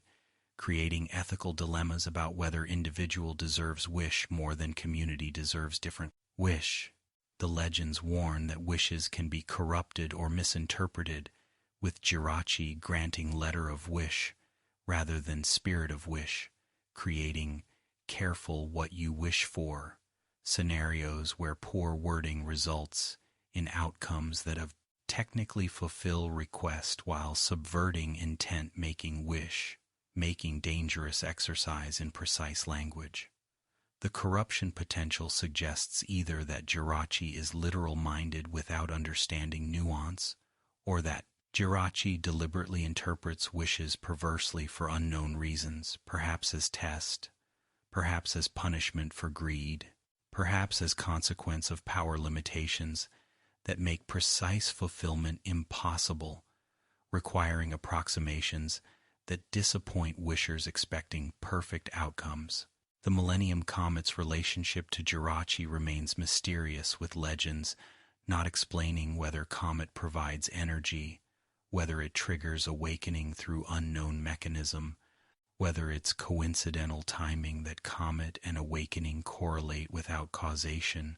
or whether something else connects astronomical event to legendary Pokemon's sleep cycle. The comet's 1,000-year orbit brings it near planet, creating celestial event that ancient peoples track through astronomical observation, allowing predicting when Jirachi would awaken based on when comet would return, making astronomy religiously significant when celestial mechanics determine divine encounters. The connection between Jirachi and technology is explored in some media, showing that artificial energy can substitute for comet's energy, allowing awakening outside normal cycle, with implications that suggest Jirachi's sleep isn't biological necessity but is energy conservation, where consciousness requires power that only comet normally provides, but that technology can synthesize, making sleep optional if energy is available from alternative sources. The technological awakening creates ethical questions about whether forcing awakening for wish granting constitutes exploitation when Jirachi's nature creates dependency on external energy, that manipulating makes Jirachi servant to whoever controls energy source. And so concludes the third part of our lore journey. Having explored the legendary birds and Lugia's role maintaining their balance, the resurrected beasts and Ho-Oh's gift of second life, the Eon duo protecting Alto Mare through soul dew sacrifice, the Lake Guardian's continued influence on humanity's consciousness, Regigigas and its continental construction work with Titaness servants, the eternal conflict between Cresselia and Darkrai over dreams, and Jirachi's millennial awakening for wish-granting duties. Rest now if sleep calls, or continue to Part 4 where we'll discover prophecies, cults worshipping legendary beings, and the hidden connections between all legendary Pokémonday. Sleep gently, dear friends. Welcome back, dear friends, to our continuing exploration of Pokémon lore. In this fourth part,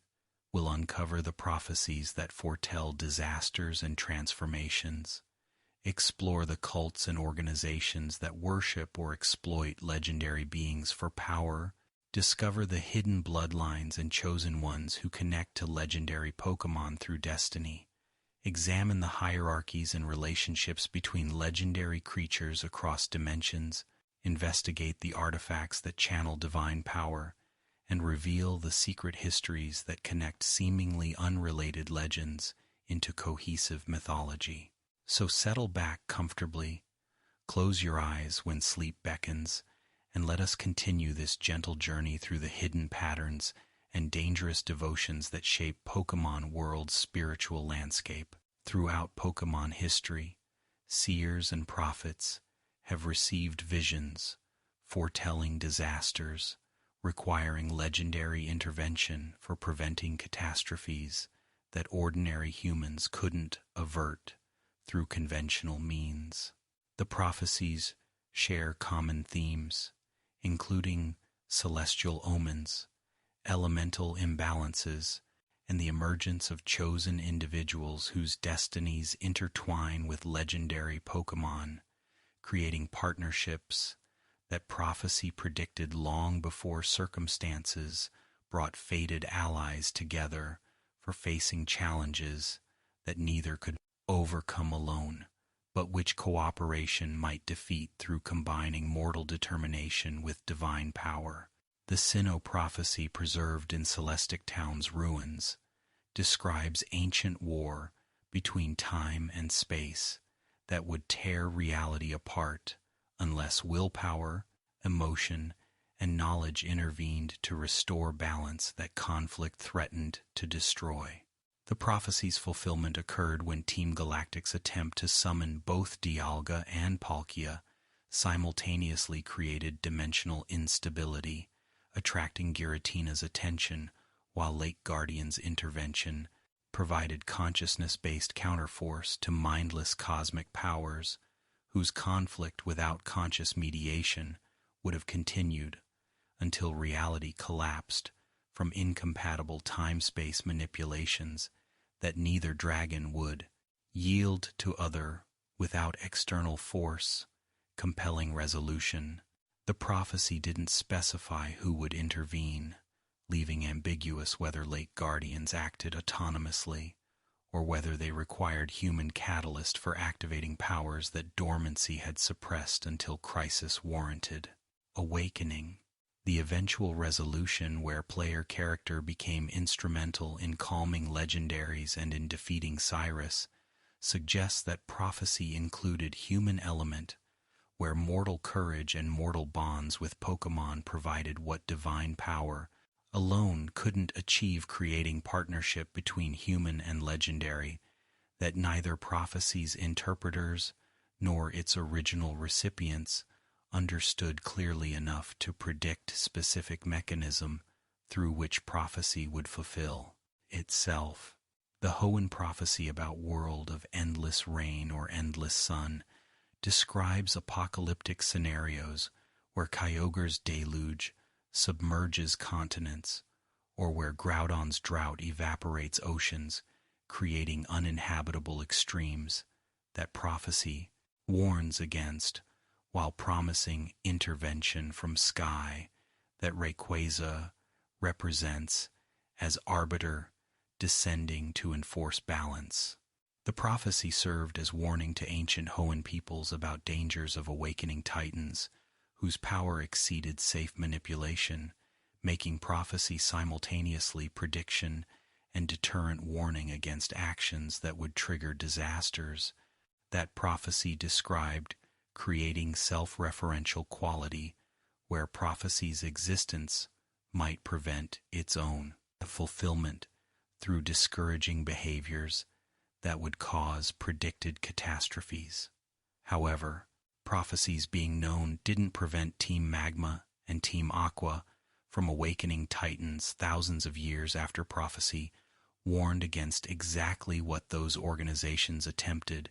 through either ignorance of prophecy or arrogance, believing they could control what ancestors feared, making prophecy insufficient deterrent when ideology overrode caution that wise respect for legendary power should inspire. The fulfillment of prophecy despite warning demonstrates that foreknowledge doesn't guarantee prevention when human nature includes overconfidence and ambition that dismiss warnings as superstition rather than as legitimate cautions about genuine dangers. The Unova prophecy about dragon splitting describes catastrophe, where unity becomes division, creating conflict that devastates region before eventual reconciliation might restore what was lost. The prophecy is unusual because it describes past event as if it were future event, creating ambiguity about whether prophecy predicted hero conflict or whether prophecy was composed after conflict occurred and then attributed to ancient seer, creating retroactive prophecy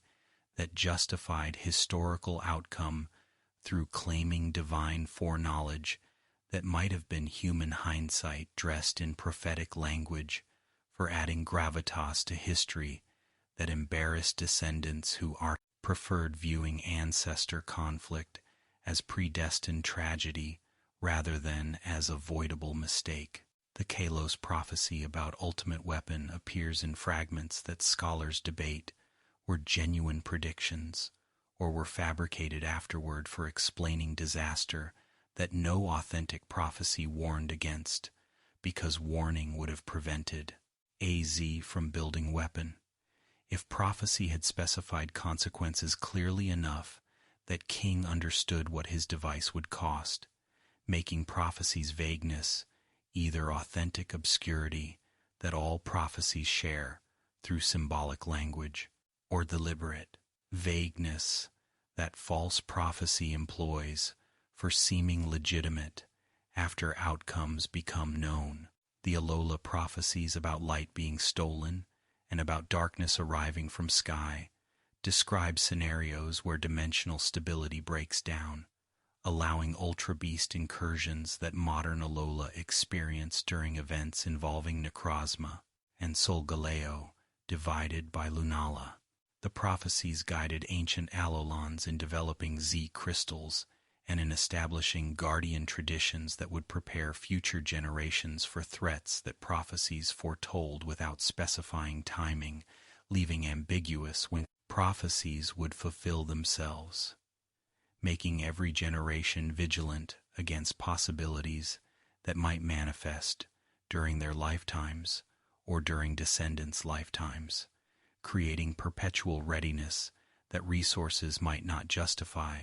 if prophecies referred to extremely distant futures. The Galar prophecy about Darkest Day served as historical memory rather than as future prediction, because prophecy described past event that second occurrence would parallel, making prophecy into warning that history repeats when lessons aren't learned. The prophecy's accuracy in predicting Chairman Rose's actions suggests either that human nature is predictable, making future actions foreseeable through understanding patterns,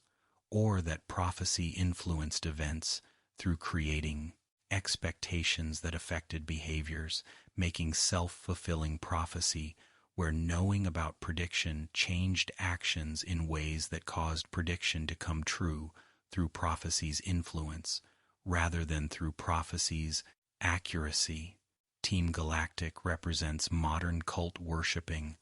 legendary Pokémon, not through devotion, but through exploitation, seeking to harness Dialga or Palkia for remaking universe, according to Cyrus's nihilistic philosophy that emotions and spirit are flaws, requiring elimination through creating new reality without subjective experience.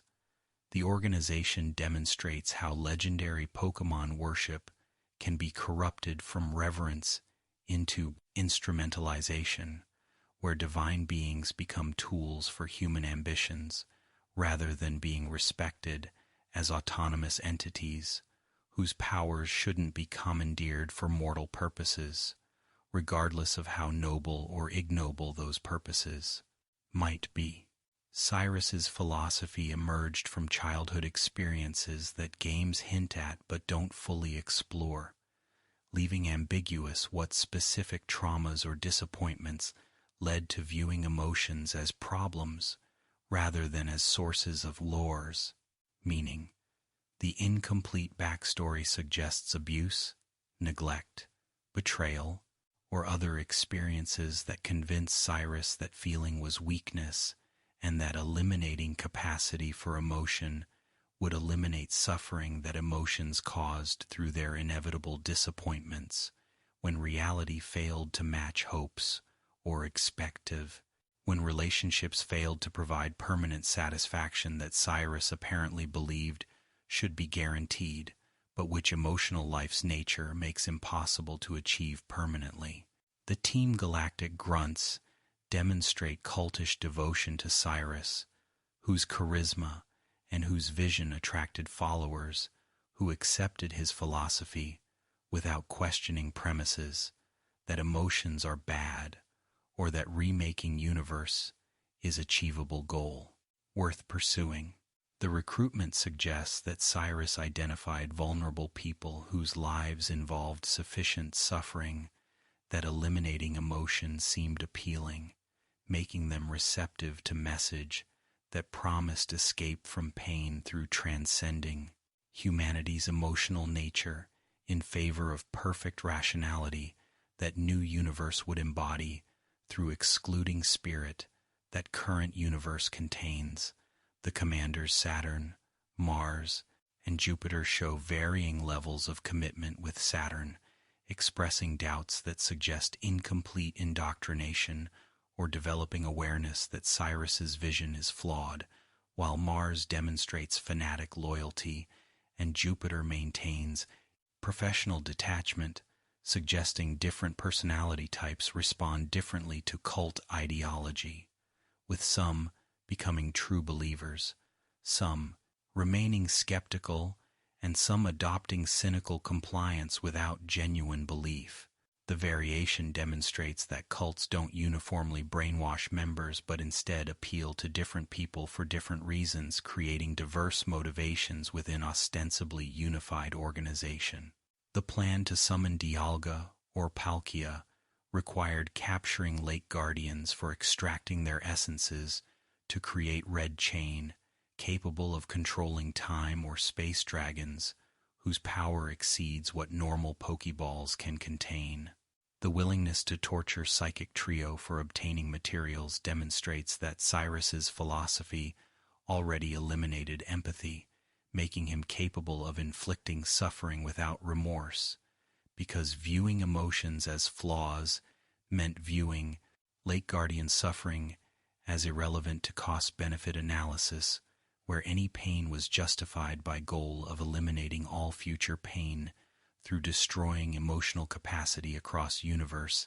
that new creation would replace. The summoning at Spear Pillar succeeded in manifesting chosen legendary but failed to achieve control that Red Chain was supposed to provide, either because Chain was insufficient for containing cosmic power or because Lake Guardian's intervention disrupted control mechanism preventing Cyrus from commanding Dragon, who refused servitude, regardless of artifacts that theoretically should have enabled domination. The failure suggests that some powers exceed mortal capacity to control even with divine tools, creating limits on human ambition that Cyrus's hubris didn't acknowledge when planning to command being who created time or space itself. Cyrus's disappearance into Distortion World, or into Portal, created by Legendary's rejection, leaves ambiguous whether he survived and whether he maintains belief that his plan was correct, despite failure suggesting either death that ended his story or continued existence in Dimension where he might still pursue impossible dream of eliminating emotion from existence. That dimensional exile makes even more impossible than original plan that at least operated in Dimension where targeting was possible, unlike Alien Dimension, where Cyrus presumably lacks resources for affecting normal reality from imprisoned position. The Team Galactic dissolution after Cyrus's disappearance demonstrates how personality-driven cults collapse when leader departs, leaving followers without direction or purpose that leader provided through charisma and vision that subordinates lacked capacity or authority to maintain independently. The former members' reactions range from relief, suggesting they were unwilling participants, to continued devotion, suggesting true believers who maintain faith despite evidence that prophecy failed and despite leaders' absence, creating cognitive dissonance that some resolve by abandoning belief, while others resolve by maintaining belief while explaining away, disconfirming evidence through interpretations, preserving core convictions. The Draconid tribe in Hoenn maintains ancient knowledge about Rayquaza and about meteor defense that Legendary provides through destroying incoming space debris before impacts can devastate surface life. The tribe's existence as separate cultural group within modern Hoenn demonstrates how Legendary worship can create distinct ethnicity, whose identity centers on relationship with specific legendary Pokémon, whose protection their culture celebrates through oral traditions and through rituals that outsiders don't practice, making Draconids religious and ethnic minority, whose knowledge about Rayquaza exceeds what mainstream Hoenn culture possesses. The Lorekeeper position represents hereditary role, where astronomical knowledge and ritual practices pass from master to apprentice,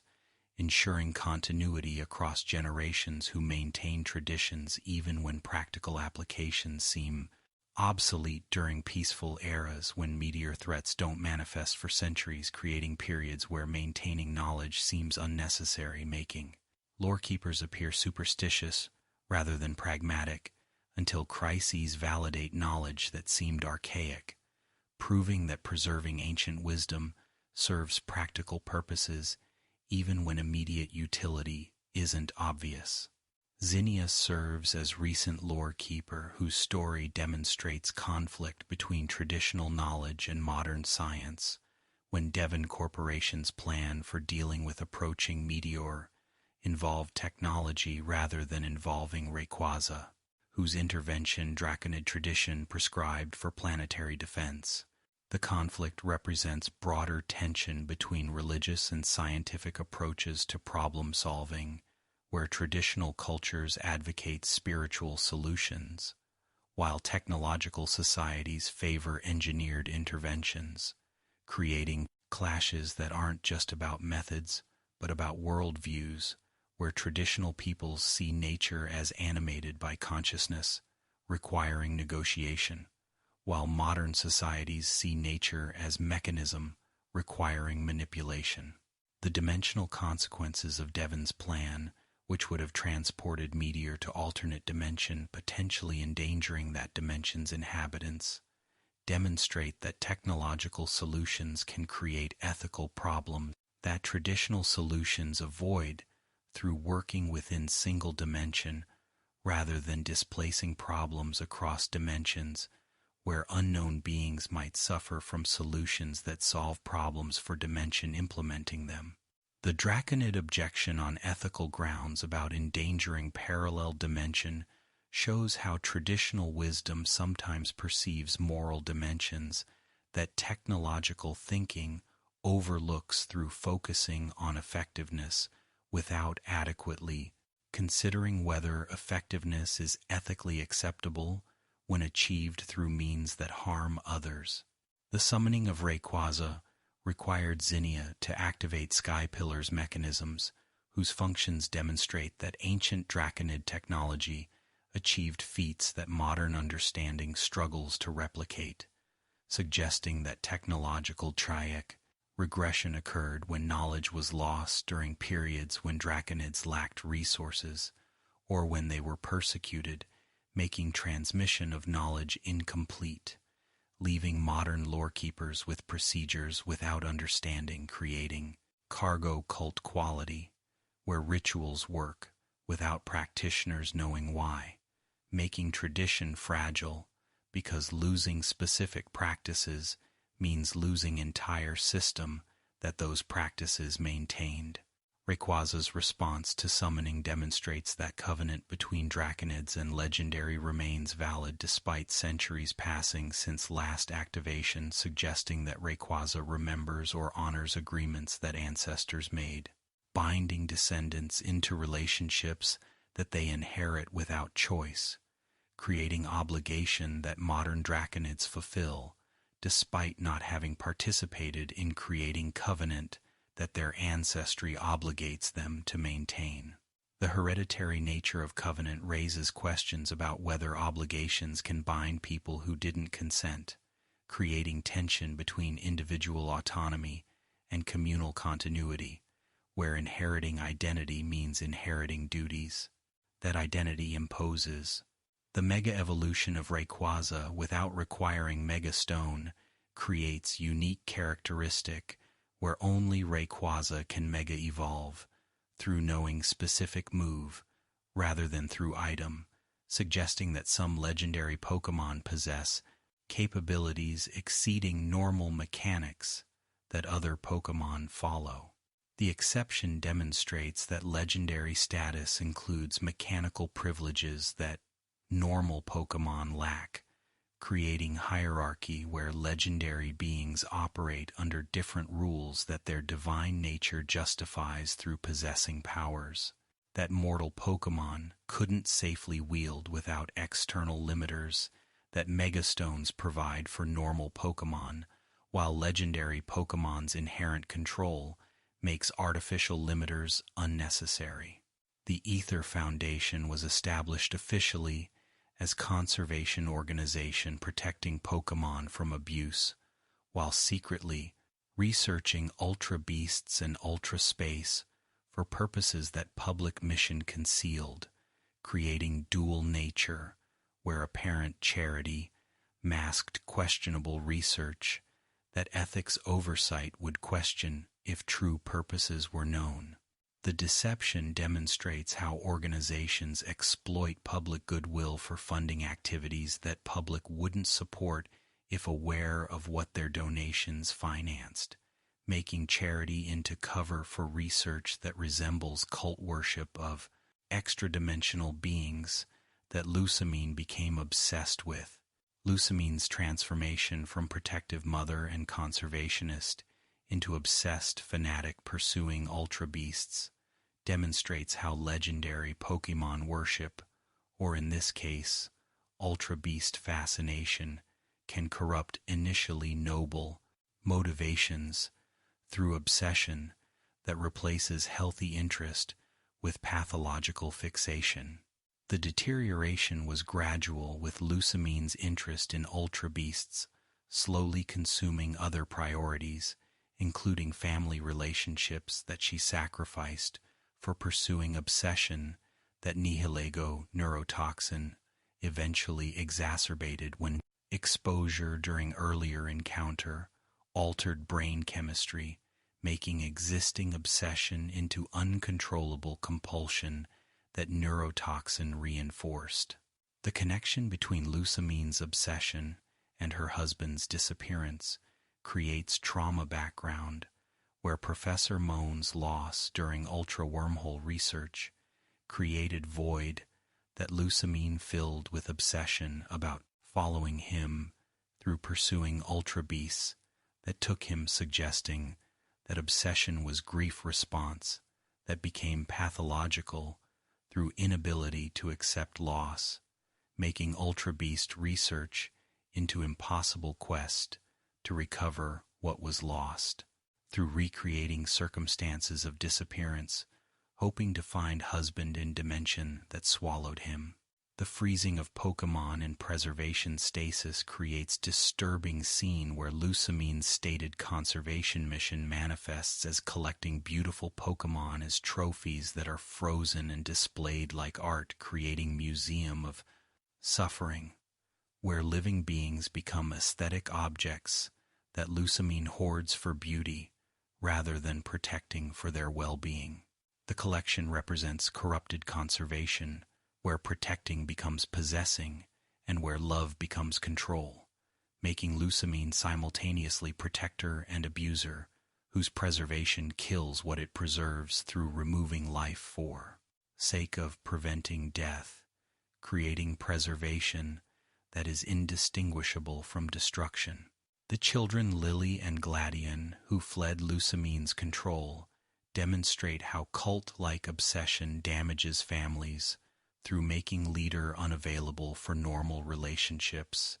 That obsession crowds out through consuming attention and resources that should support family members, who instead become neglected or become objects that obsessive leader tries controlling for supporting obsession. The escape created estrangement where children chose freedom over family, demonstrating that Lusamine's control became intolerable, making independence worth sacrificing maternal relationship for achieving autonomy that life under obsessed mother denied them.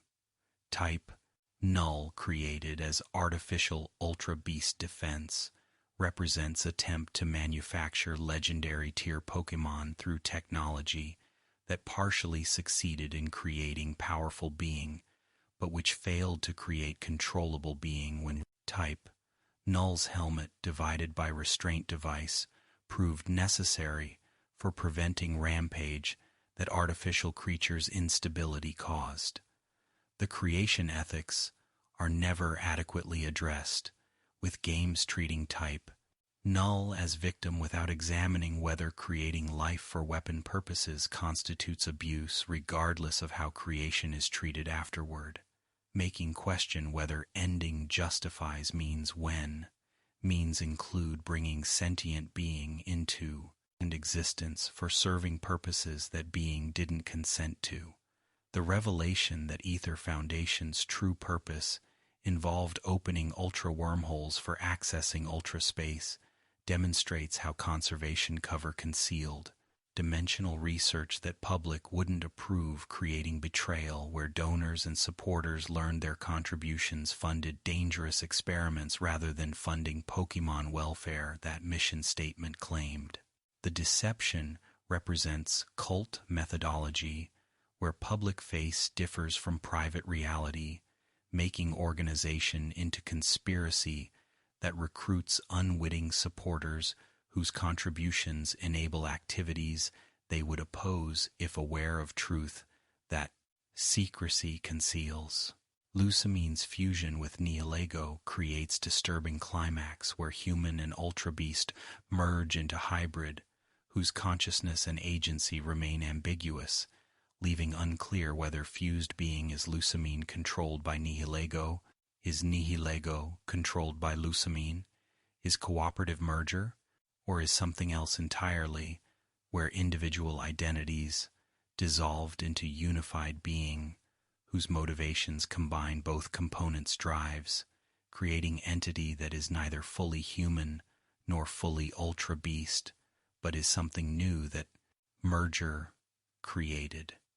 Throughout Pokémon games, player characters are depicted as ordinary children who, through circumstances, become involved in legendary affairs, suggesting that protagonist status confers special qualities that destiny or that legendary Pokémon recognize, making them suitable for roles that most people couldn't fill. The Chosen One narrative creates tension between game's stated premise that anyone can become trainer and achieve greatness through effort versus implied premise that protagonists are special individuals whose achievements reflect inherent qualities that others lack, making success less about universal potential and more about exceptional individuals. The ability to capture legendary Pokémon that refuse other trainers suggests that protagonists possess qualities that legendary beings recognize as worthy, creating meritocratic framework where becoming chosen is earned through demonstrating virtues that legendary Pokémon value. However,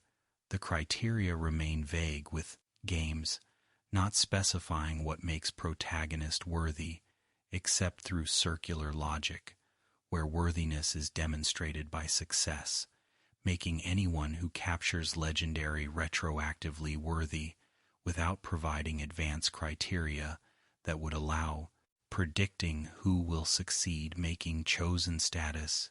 impossible to identify before choosing occurs. The connection between protagonists and legendary Pokémon sometimes includes prophecy or destiny, suggesting that legendary beings, or fate itself, selected protagonist before adventure began, making their involvement inevitable rather than contingent, creating deterministic framework where protagonists' choices were illusory and outcomes were predetermined through destiny that protagonist fulfilled without real agency. The tension between player control and narrative destiny creates ludonarrative dissonance, where gameplay suggests freedom while story suggests predestination,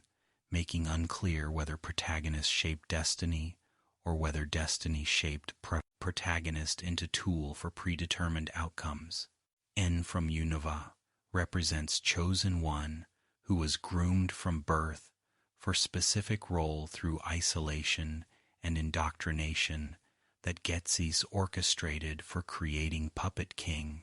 whose supposed special ability to hear Pokemon's voices made him ideal figurehead for Team Plasma, whose liberation message N genuinely believed, despite being manipulated by adoptive father whose real goals contradicted stated mission. N's status as Chosen One was artificial through social engineering,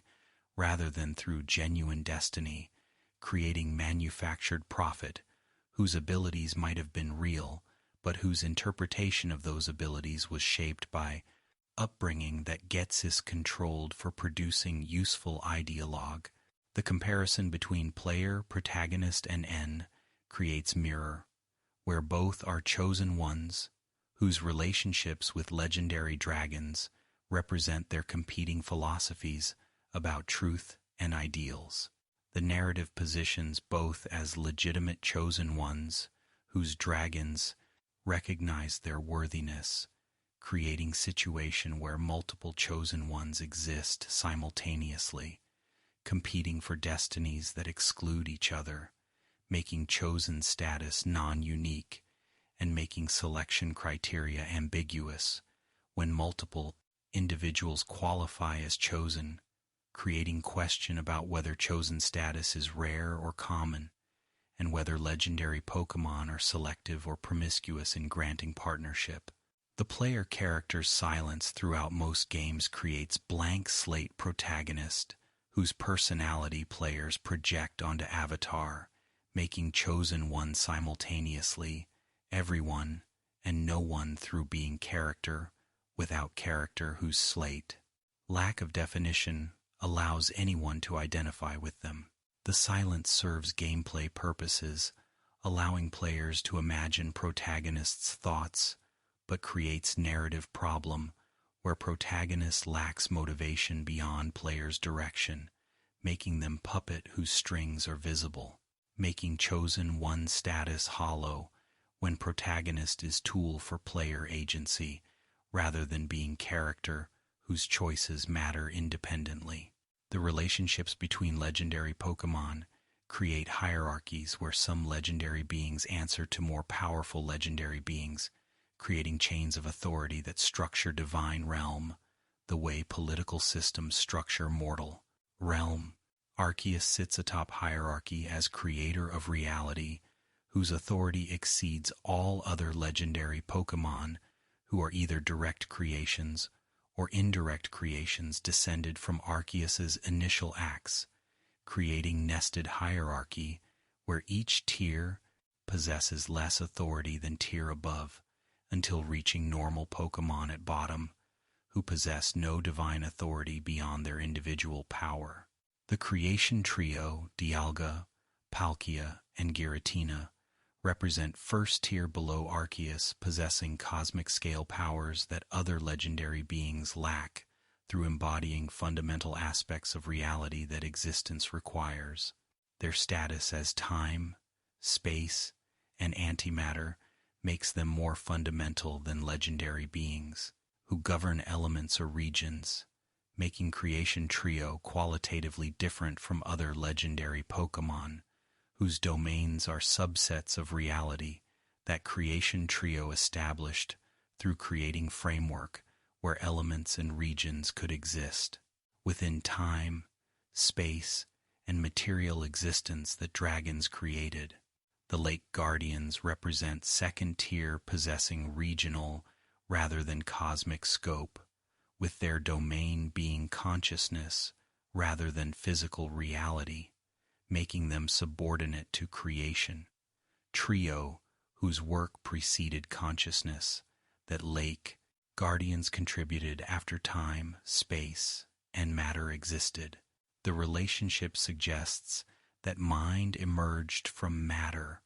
rather than matter emerging from mind, creating materialist cosmology where consciousness is derivative from physical reality that existed before awareness arose to observe existence, that didn't require observation for existing. The legendary birds, legendary beasts, and similar regional legendary Pokémon represent third tier whose domains are specific locations or specific phenomena rather than cosmic principles, making them subordinate to higher tier legendary beings whose broader domains encompass what regional legendary beings govern locally. The regional legendary beings possess authority within territories but lack authority beyond territories, making them powerful locally while being insignificant, cosmically creating hierarchy where local gods answer to cosmic gods who answer to Supreme God, creating vertical organization that mirrors earthly political structures where local leaders answer to regional leaders, who answer to national leaders, who answer to international authorities. The Ultra Beasts occupy ambiguous position in hierarchy because they originated outside creation that Arceus initiated, making them potentially independent from Arceus's authority, though interactions suggest that Arceus's power extends across dimensions, making Ultra Beasts subordinate despite extra-dimensional origins. The ambiguity creates theological question about whether Arceus is omnipotent across all dimensions, or whether Arceus's authority is limited to dimension that Arceus created, leaving other dimensions governed by other creator deities whose authority in their dimensions matches Arceus's authority in its dimension, creating multiverse where multiple creators coexist with limited rather than unlimited power. The Mega Evolution phenomenon and Z-moves introduce mechanics where legendary Pokémon can be empowered beyond base capabilities through bonds with trainers or through special crystals, suggesting that legendary status isn't absolute, but is state that can be enhanced or diminished depending on circumstances. The ability to strengthen legendary Pokémon suggests that their power has ceiling that external factors can raise, making them not maximally powerful in base state, but rather possessing potential that proper conditions actualize, creating growth possibility even for divine beings who are powerful but not omnipotent in ways that theological tradition sometimes attributes to gods. And so concludes the fourth part of our lore journey. Having explored prophecies foretelling calamities that legendary Pokémon help avert, cults like Team Galactic exploiting legendary power for apocalyptic goals, the Draconid Covenant with Rayquaza for planetary defense, Aether Foundation's obsession with Ultra Beasts, the concept of trainers as chosen ones destined for legendary encounters, and the hierarchies organizing legendary Pokémon, from cosmic creators through regional guardians to extra-dimensional visitors. Rest now if sleep calls, or continue to the final part where we'll discover the ultimate mysteries, the unresolved questions, and the hidden truths that tie all Pokémon lore together. Sleep gently, dear friends. Welcome back, dear friends, to the final part of our comprehensive exploration of Pokémon lore. In this concluding section, we'll investigate the deepest mysteries that Game Freak has never fully explained, explore the contradictions and inconsistencies that create interpretive challenges,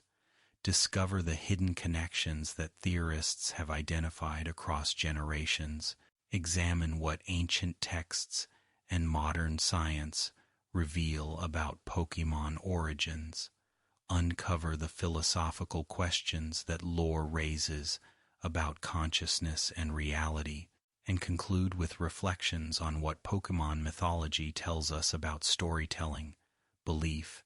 and the human need for narratives that explain existence. So settle back one final time, close your eyes whenever sleep beckons, and let us complete this gentle journey through the ultimate depths of Pokémon's narrative universe. The fundamental question underlying all Pokémon lore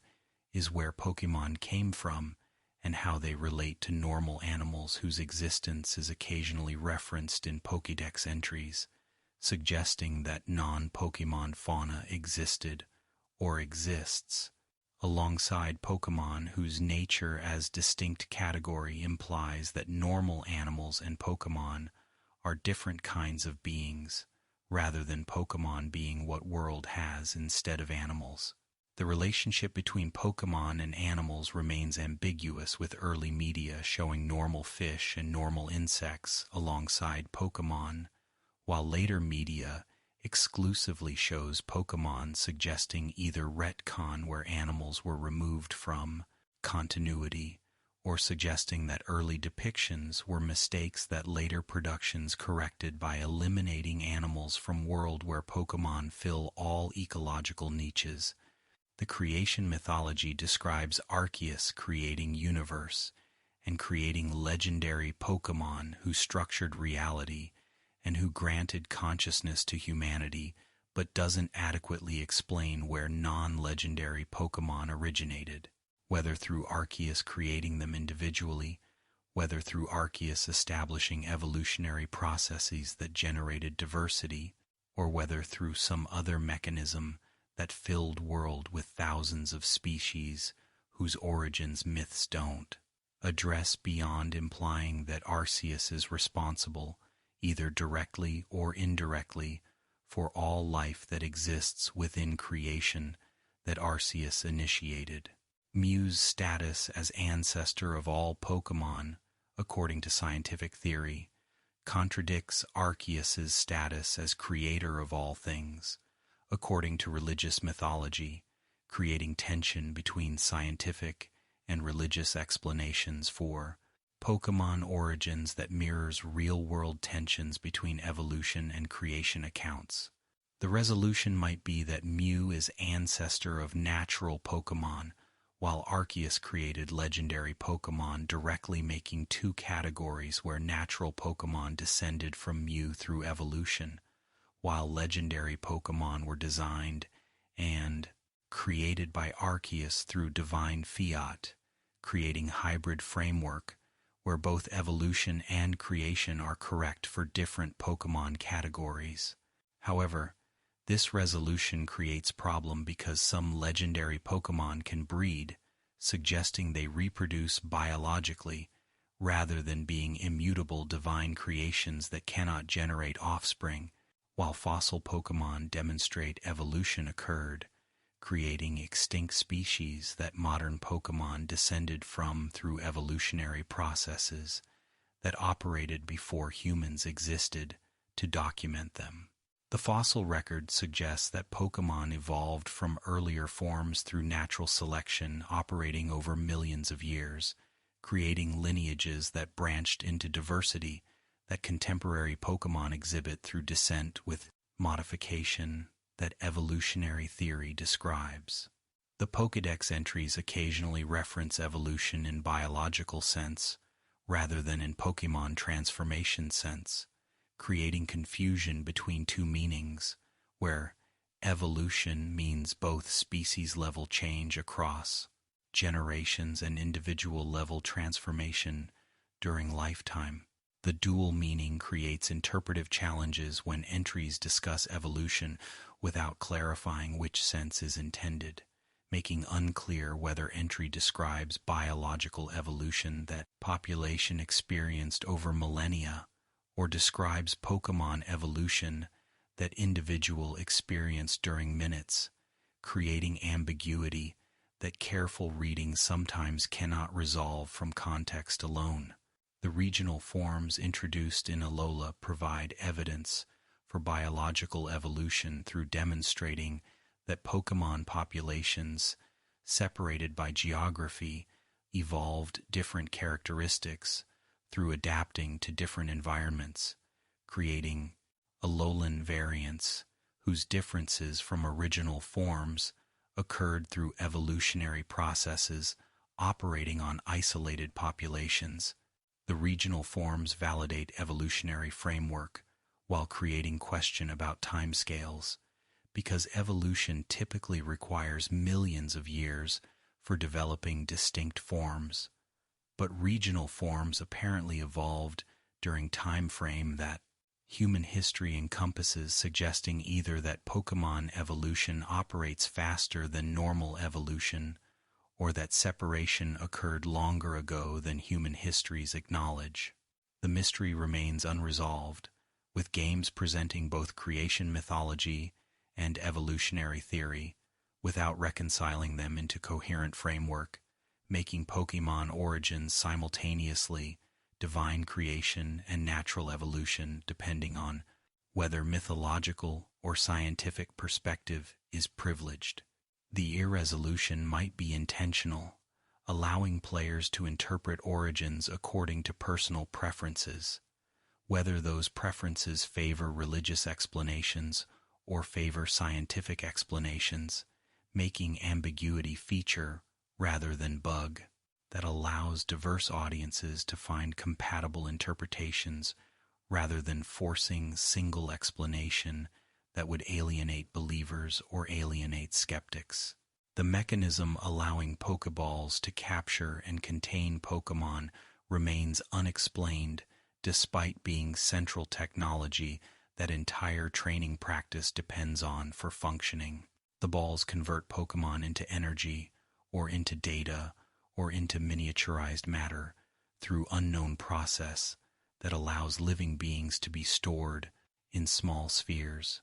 without apparent harm to consciousness or to biology that containment theoretically should damage through compression or through conversion that normal physics says shouldn't work without destroying what's being converted. The technology's origins are mysterious, with no clear inventor and no clear explanation for principles that make capture possible. The ability for Pokémon to break free from Pokeballs during capture attempts suggests that containment isn't absolute and that Pokémon can resist capture through willpower or through strength that weak or damaged Pokémon lack, making capture more likely when Pokémon is weakened. The resistance mechanism implies that Pokeballs don't override consent, but instead overcome resistance that healthy Pokémon maintain, while injured Pokémon cannot sustain,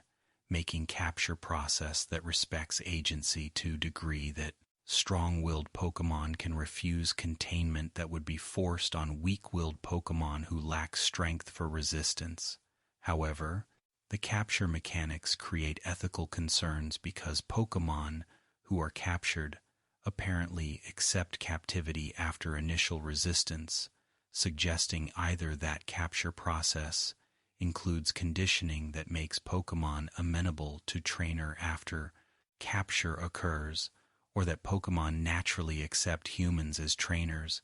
once initial freedom is lost, creating instinct that makes Pokémon willing servants after capture breaks initial resistance. The automatic acceptance raises questions about whether Pokémon truly consent to training, or whether capture creates Stockholm Syndrome, where captives develop attachment to captors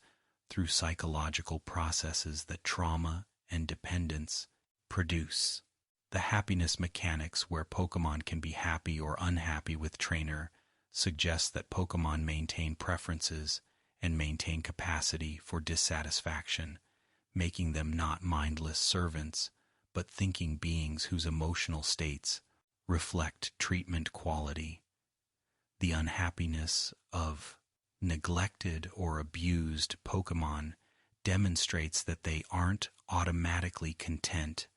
but instead require good treatment for maintaining positive relationship with trainer,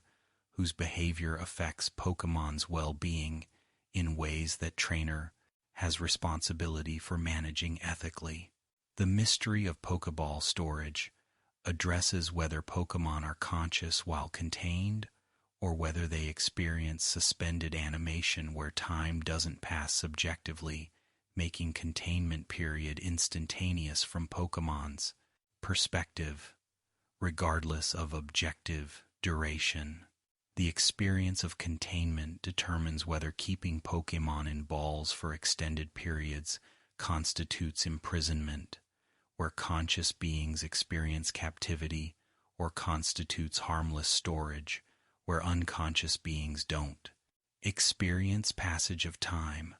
making extended containment no different from brief containment from Pokémon's subjective experience. The relationship between Pokémon and trainers that Pokéball technology enables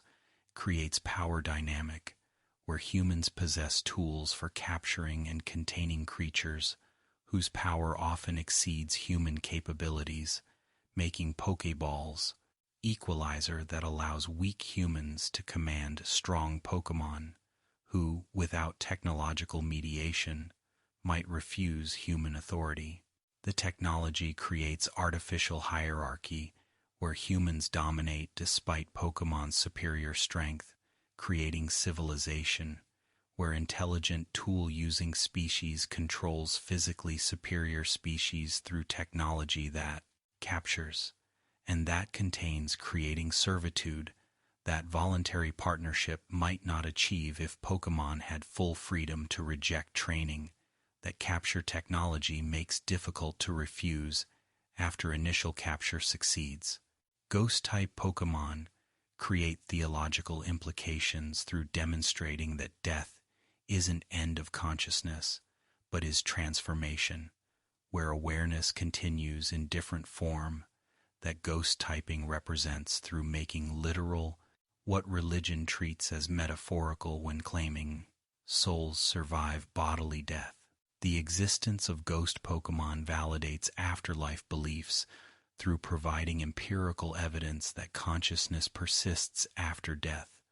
though form that persistence takes becoming ghost Pokémon rather than ascending to heaven or reincarnating doesn't match most religious traditions' afterlife descriptions, making ghost types simultaneously confirmation and refutation of religious afterlife beliefs. The question of whether all deceased become ghost Pokémon or whether only some deceased undergo transformation remains unresolved, with Pokédex entries describing specific cases like Yamask being deceased humans or like Phantom being deceased children,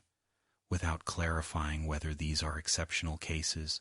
or whether all deaths potentially result in ghost-type transformation, depending on circumstances that entries don't specify. The selective transformation versus universal transformation distinction matters because universal transformation means everyone becomes ghost Pokémon, making death into species change rather than into end of existence, while selective transformation means most deaths end consciousness permanently, making ghost Pokémon exceptional rather than normal outcomes. The mechanism determining what type of ghost Pokémon deceased becomes remains mysterious, with entries not explaining why some humans become Yamask, while others might become different ghost types or might not become ghost Pokémon at all. The transformation might depend on circumstances of death, might depend on deceased's personality, might depend on lingering attachments or regrets, or might depend on location where death occurred, creating variables that direct spiritual energy into forms that different ghost species represent through embodying different death circumstances or different emotional states that dying beings experienced. The relationship between ghost Pokémon and original persons creates identity questions about whether ghost Pokémon are same individuals who died or whether they're new beings who inherited memories from deceased, whose consciousness didn't survive death, despite memories being preserved in ghost form. The continuity question matters for determining whether capturing ghost Pokémon constitutes capturing deceased people whose rights should be respected, or whether capturing ghost Pokémon captures new beings whose resemblance to deceased doesn't grant them rights that original persons possessed, making ghost Pokémon either people deserving respect or creatures whose humanoid origins don't grant special status. The ability to battle ghost Pokémon and to capture them creates disturbing scenario where deceased people, if ghost Pokémon are deceased people, can be forced to fight and can be contained in Pokeballs, making training system that was Compimon ethically ambiguous with living Pokémon becomes definitely unethical with dead people who deserve dignified rest, rather than being conscripted into battles that trainers command without consent, that deceased cannot provide because they're dead, making capture necessarily non-consensual when consent requires living person whose agency death eliminated. However, the alternative interpretation where ghost Pokémon aren't deceased people but are creatures that formed from deceased people's remains, eliminates ethical concerns through making ghost Pokémon new beings without continuity with deceased, whose bodies or energies became raw materials for ghost formation. This interpretation treats ghost Pokémon as natural organisms whose origins involve death without involving persistence, making them organisms that death created rather than being deceased who survived death, making capture equivalent to capturing any Pokémon rather than being equivalent to enslaving dead people who deserve freedom from mortal concerns. The categorical ambiguity about whether legendary Pokémon are gods deserving worship or are powerful Pokémon deserving respect but not reverence creates tension between religious and secular interpretations of legendary status. The creation mythology describes Arceus and subordinate legendary Pokémon creating universe and granting consciousness, suggesting divine nature that worship would be appropriate response to when beings who created reality and who granted sentience clearly deserve reverence that creators receive from creations whose existence depends on creators' actions. However, the gameplay treats legendary Pokémon as capturable beings who can be defeated in battle and who can be commanded by trainers, suggesting that legendary status doesn't grant immunity from human authority that Pokéball technology establishes. The capturable nature contradicts divine status because gods shouldn't be defeatable by mortals or shouldn't be containable in technological devices that mortals manufactured, suggesting that legendary Pokémon, despite their power, are still Pokémon, rather than being gods whose authority transcends mortal power,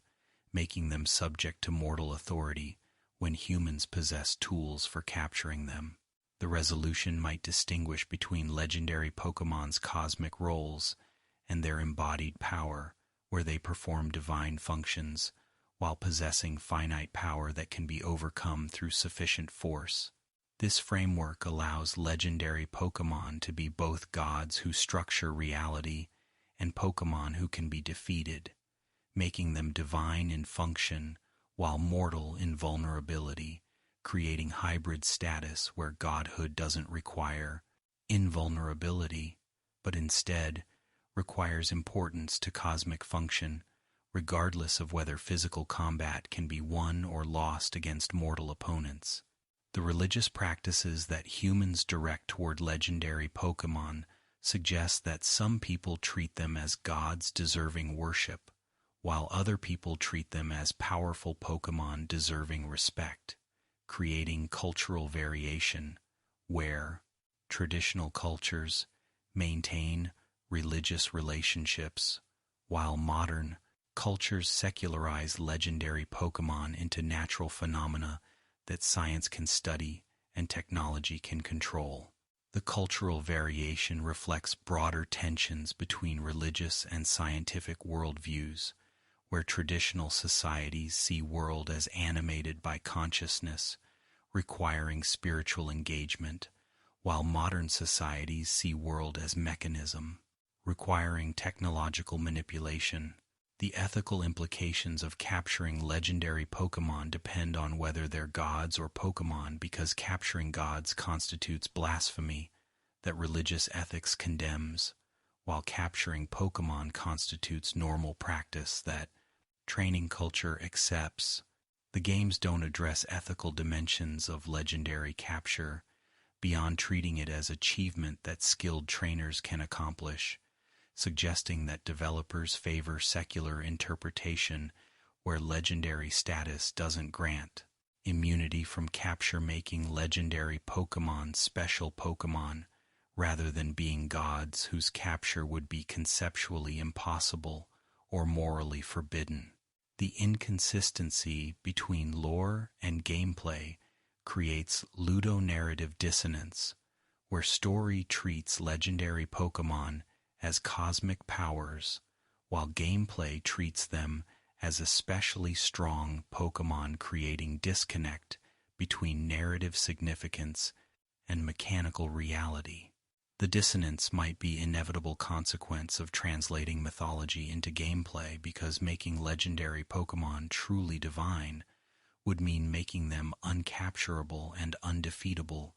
ruining gameplay that rewards players for overcoming challenges, including legendary encounters that would become cutscenes rather than battles if legendary status granted invulnerability that divine nature theoretically should provide. The introduction of paradox Pokémon in Scarlet and Violet creates narrative complications through presenting creatures that appear to be ancient or future forms of existing Pokémon, but which don't evolve and cannot breed, suggesting they're not natural organisms but are something else, whose relationship to time remains ambiguous. The Scarlet Book describes ancient paradox Pokémon as past forms that supposedly existed millions of years ago, while Violet Book describes future paradox Pokémon as evolved forms that will supposedly exist millions of years, hence creating temporal framework where past and future specimens exist in present, creating timeline paradoxes. However, the professor's journals reveal that descriptions might be fantasies rather than observations, suggesting that paradox Pokémon aren't genuinely temporal beings, but instead are imaginative creations that Professor's obsession with past or future brought into existence through terrestrial phenomenon or through Area Zero's reality warping properties. This interpretation treats paradox Pokémon as thought forms that manifested from Professor's imagination through unknown mechanism that made fiction real, creating beings whose existence validates Professor's theories through circular logic, where believing they existed made them exist retroactively, justifying belief that created them. The time travel versus imagination dichotomy creates interpretive challenge, where evidence supports both readings, making definitive conclusion impossible from available information. The time travel reading treats Scarlet Book and Violet Book as accurate descriptions of genuine past and future Pokémon that time distortions brought into present, creating encounters with temporal specimens that shouldn't exist simultaneously, but which Area Zero's anomalous properties make possible through breaking temporal barriers that normally prevent past, present, and future from coexisting. The imagination reading treats books as fantasy that became reality through Professor's obsession, channeling creative energy through terrestrial phenomenon, transforming mental images into physical beings that resemble but aren't actually related to Pokémon whose names they bear, making paradox Pokémon original creations rather than temporal specimens, despite appearances suggesting temporal connection. This reading makes Professor Reality Warper, whose thoughts became flesh through accessing power that imagination usually lacks for manifesting ideas as tangible entities. The inability to breed paradox Pokémon suggests they're not natural organisms because biological organisms reproduce, creating offspring that continue species across generations, while paradox Pokémon apparently cannot reproduce, suggesting either that they're infertile specimens or that they're not organisms at all, but are constructs or manifestations that lack biological reproduction because they're not alive in sense that reproduction requires. The sterility supports imagination reading because thought forms wouldn't necessarily possess reproductive capabilities that organisms evolved through natural selection that required reproduction for species continuity. The relationship between paradox Pokémon and the time machine that Professor built creates additional complications because machine supposedly enables time travel that brings past or future Pokémon into present. But machine's true function might be manifesting Professor's visions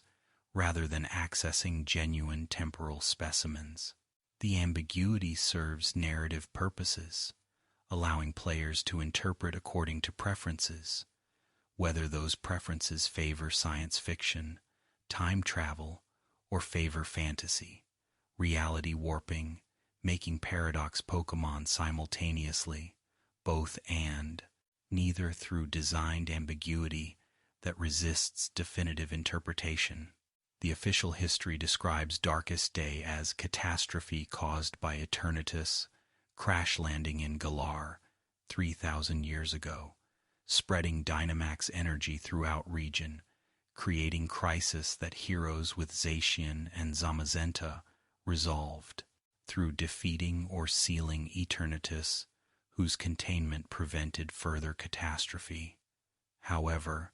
inconsistencies in historical accounts and evidence suggesting deliberate cover-up create suspicion that official history omits or distorts truth about what actually happened during Darkest Day and about whether heroes were purely heroic or whether they bore responsibility for crisis they supposedly solved. The evidence suggesting human involvement in triggering Darkest Day includes references to energy harvesting projects and includes suspicious timing,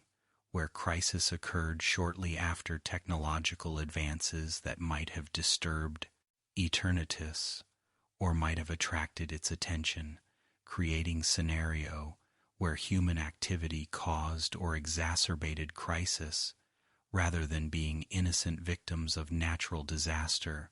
That official history presents Darkest Day as being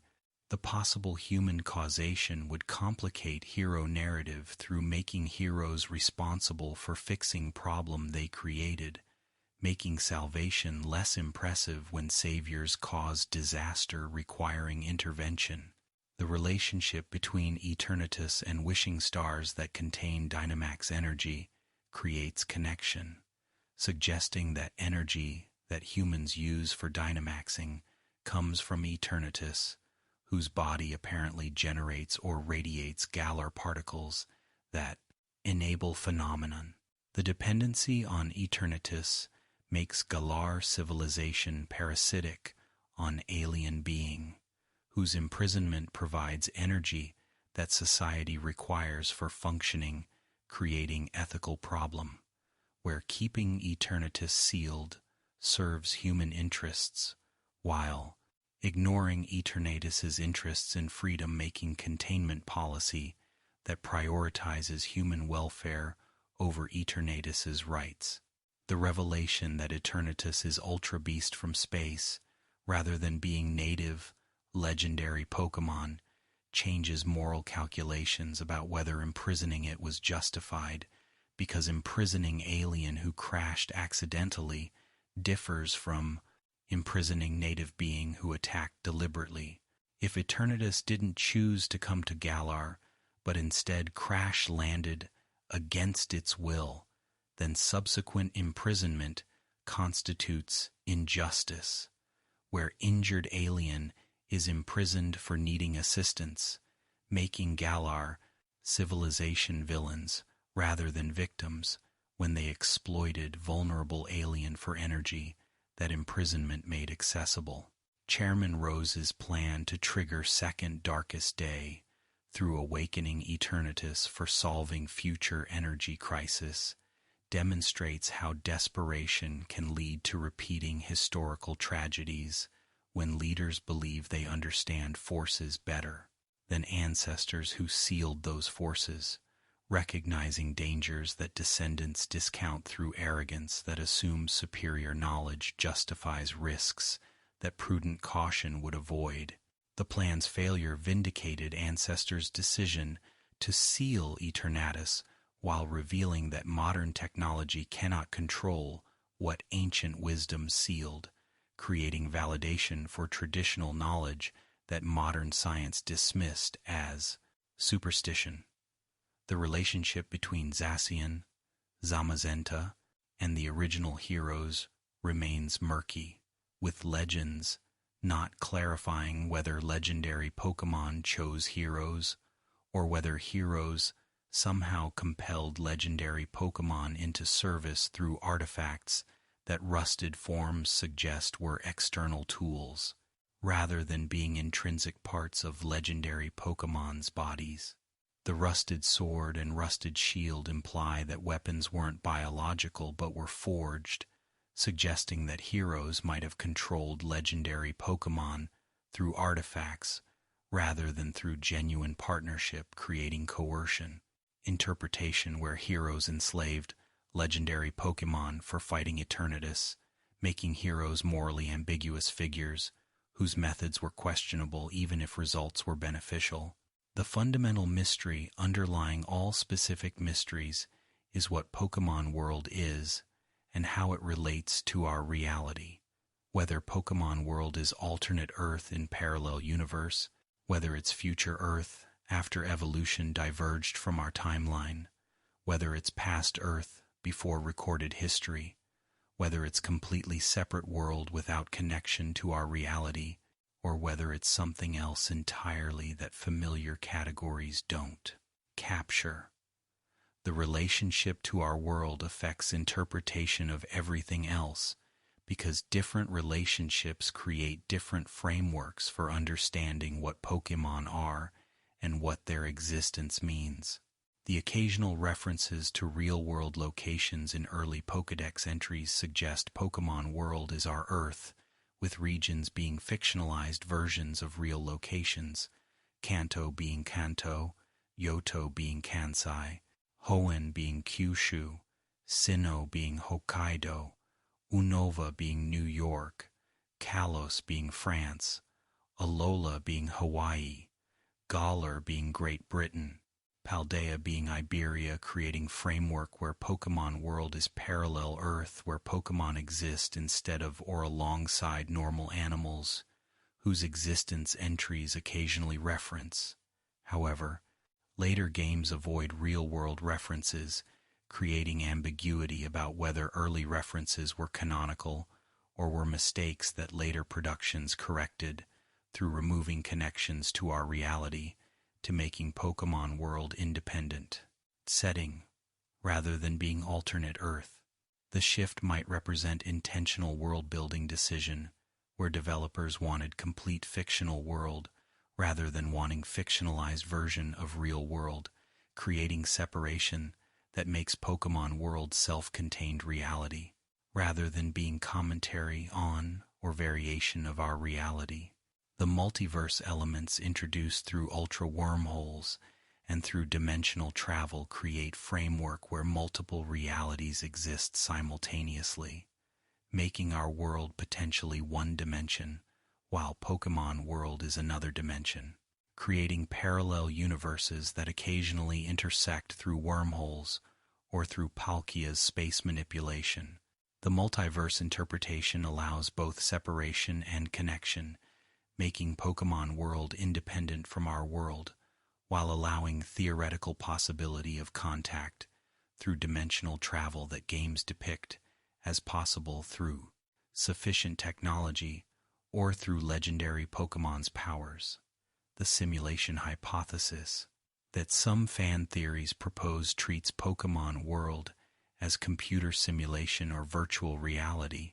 where mechanics that seem impossible in our physics make sense as programmed rules in artificial reality, creating framework where Pokémon World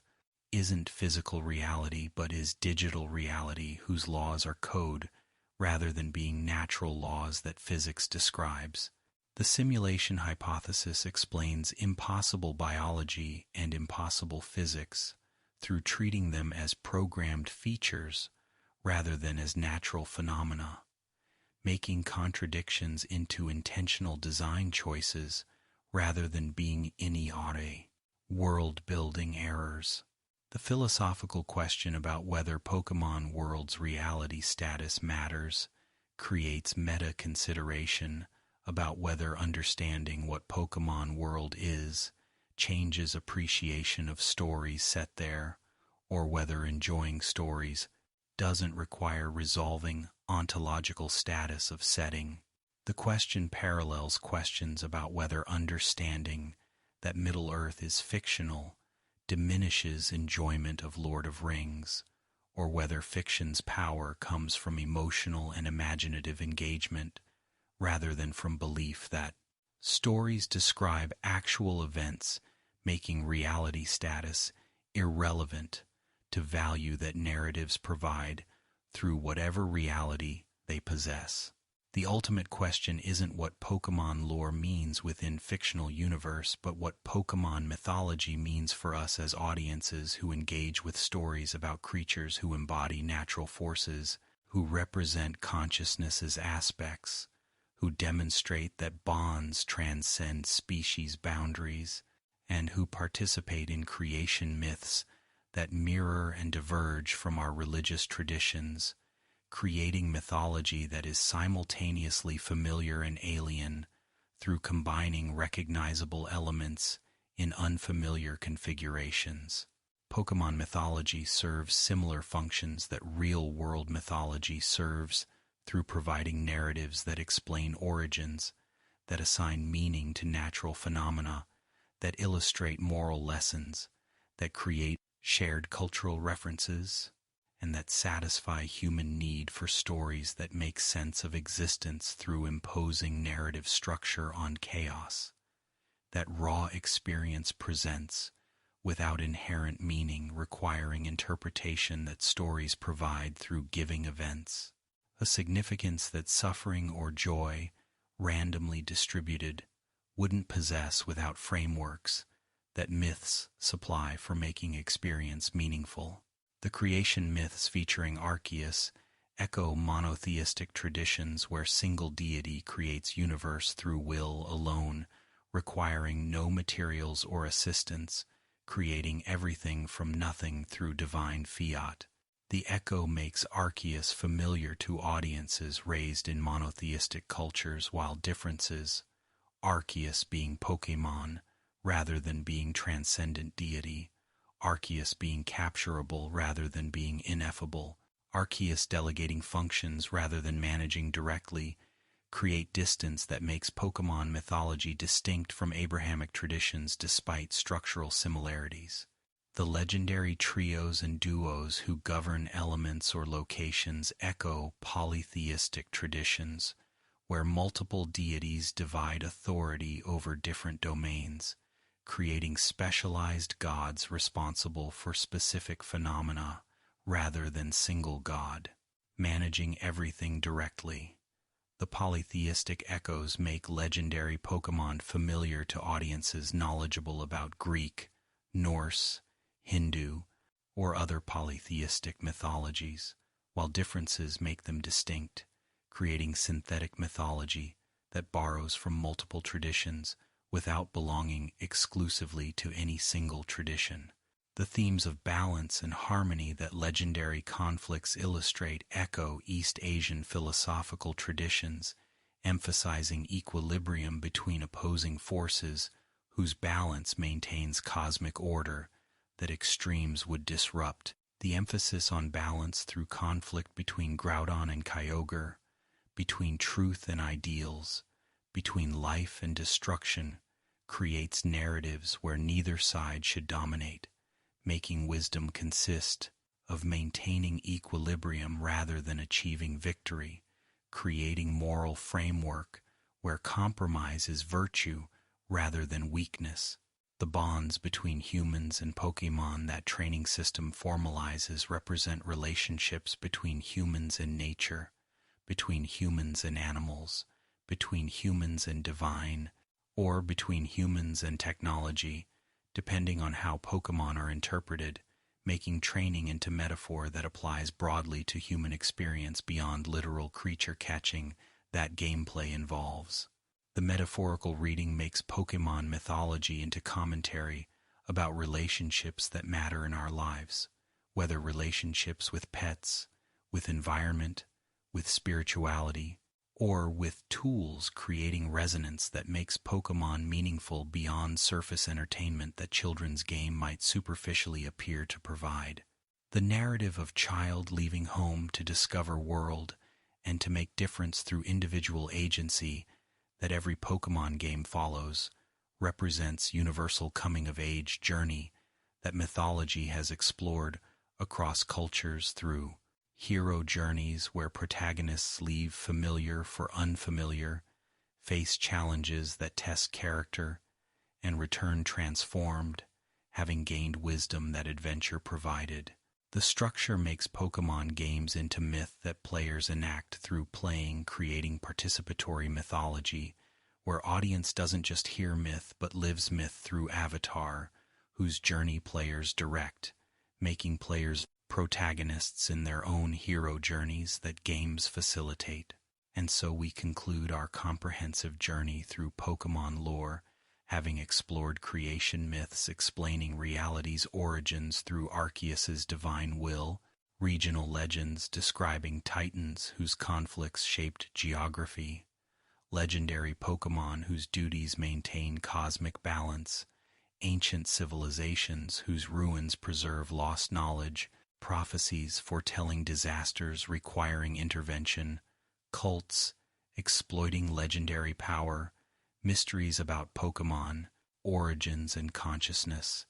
questions about death and identity through ghost types, ambiguities about legendary Pokémon's divine status, temporal paradoxes that challenge causality, energy crises caused by cosmic entities, and ultimately what Pokémon mythology means both within fiction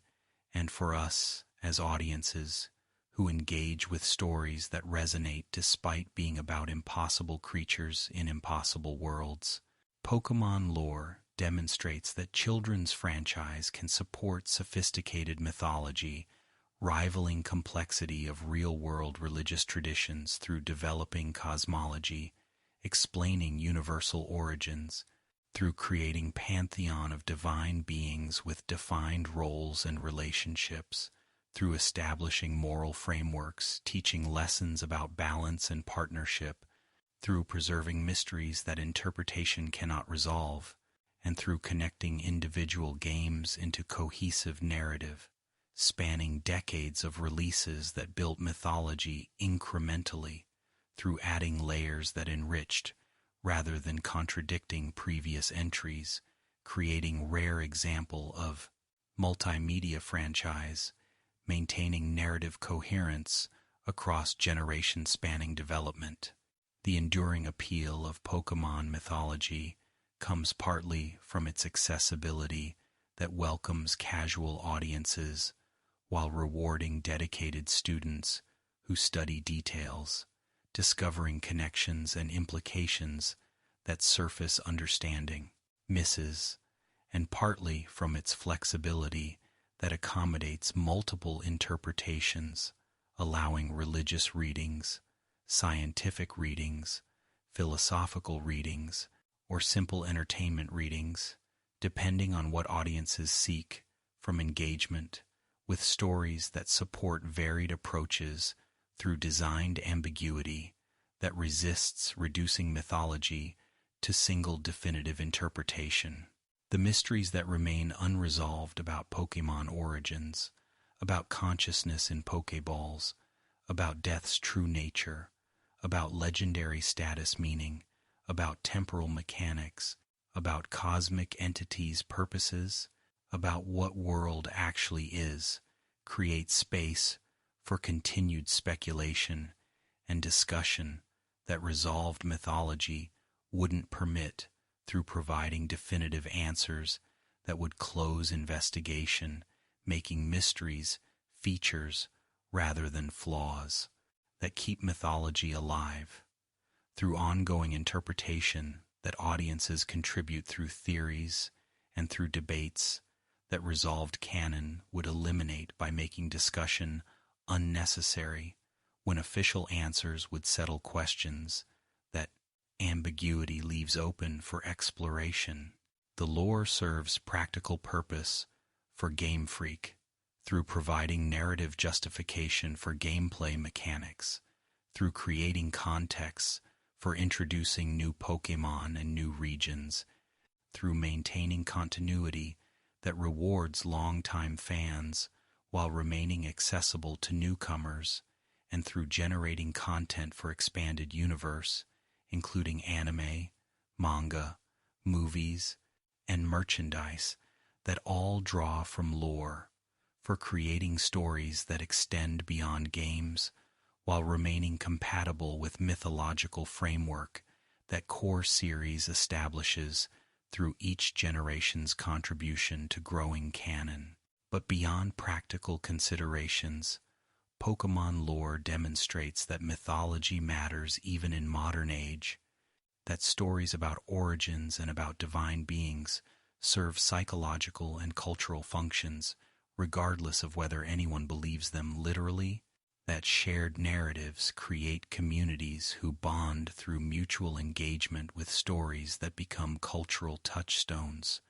providing references and providing values that shape how audiences understand reality, even when recognizing that anyway, Pokémon themselves aren't real, making mythology influential despite or because of fictional status that liberates it from accountability to truth, while allowing focus on meaning that literal facts would constrain. Sleep now, dear friends. Having completed this exhaustive exploration of Pokémon lore from creation myths, through legendary duties, through ancient civilizations, through prophecies, through cults, through mysteries about consciousness and death, through temporal paradoxes, through ultimate questions about what Pokémon world is and what its mythology means for audiences who found magic in stories about pocket monsters, whose impossibility makes them meaningful precisely through transcending reality's limitations, creating worlds where anything is possible and where bonds matter more than power, making Pokémon mythology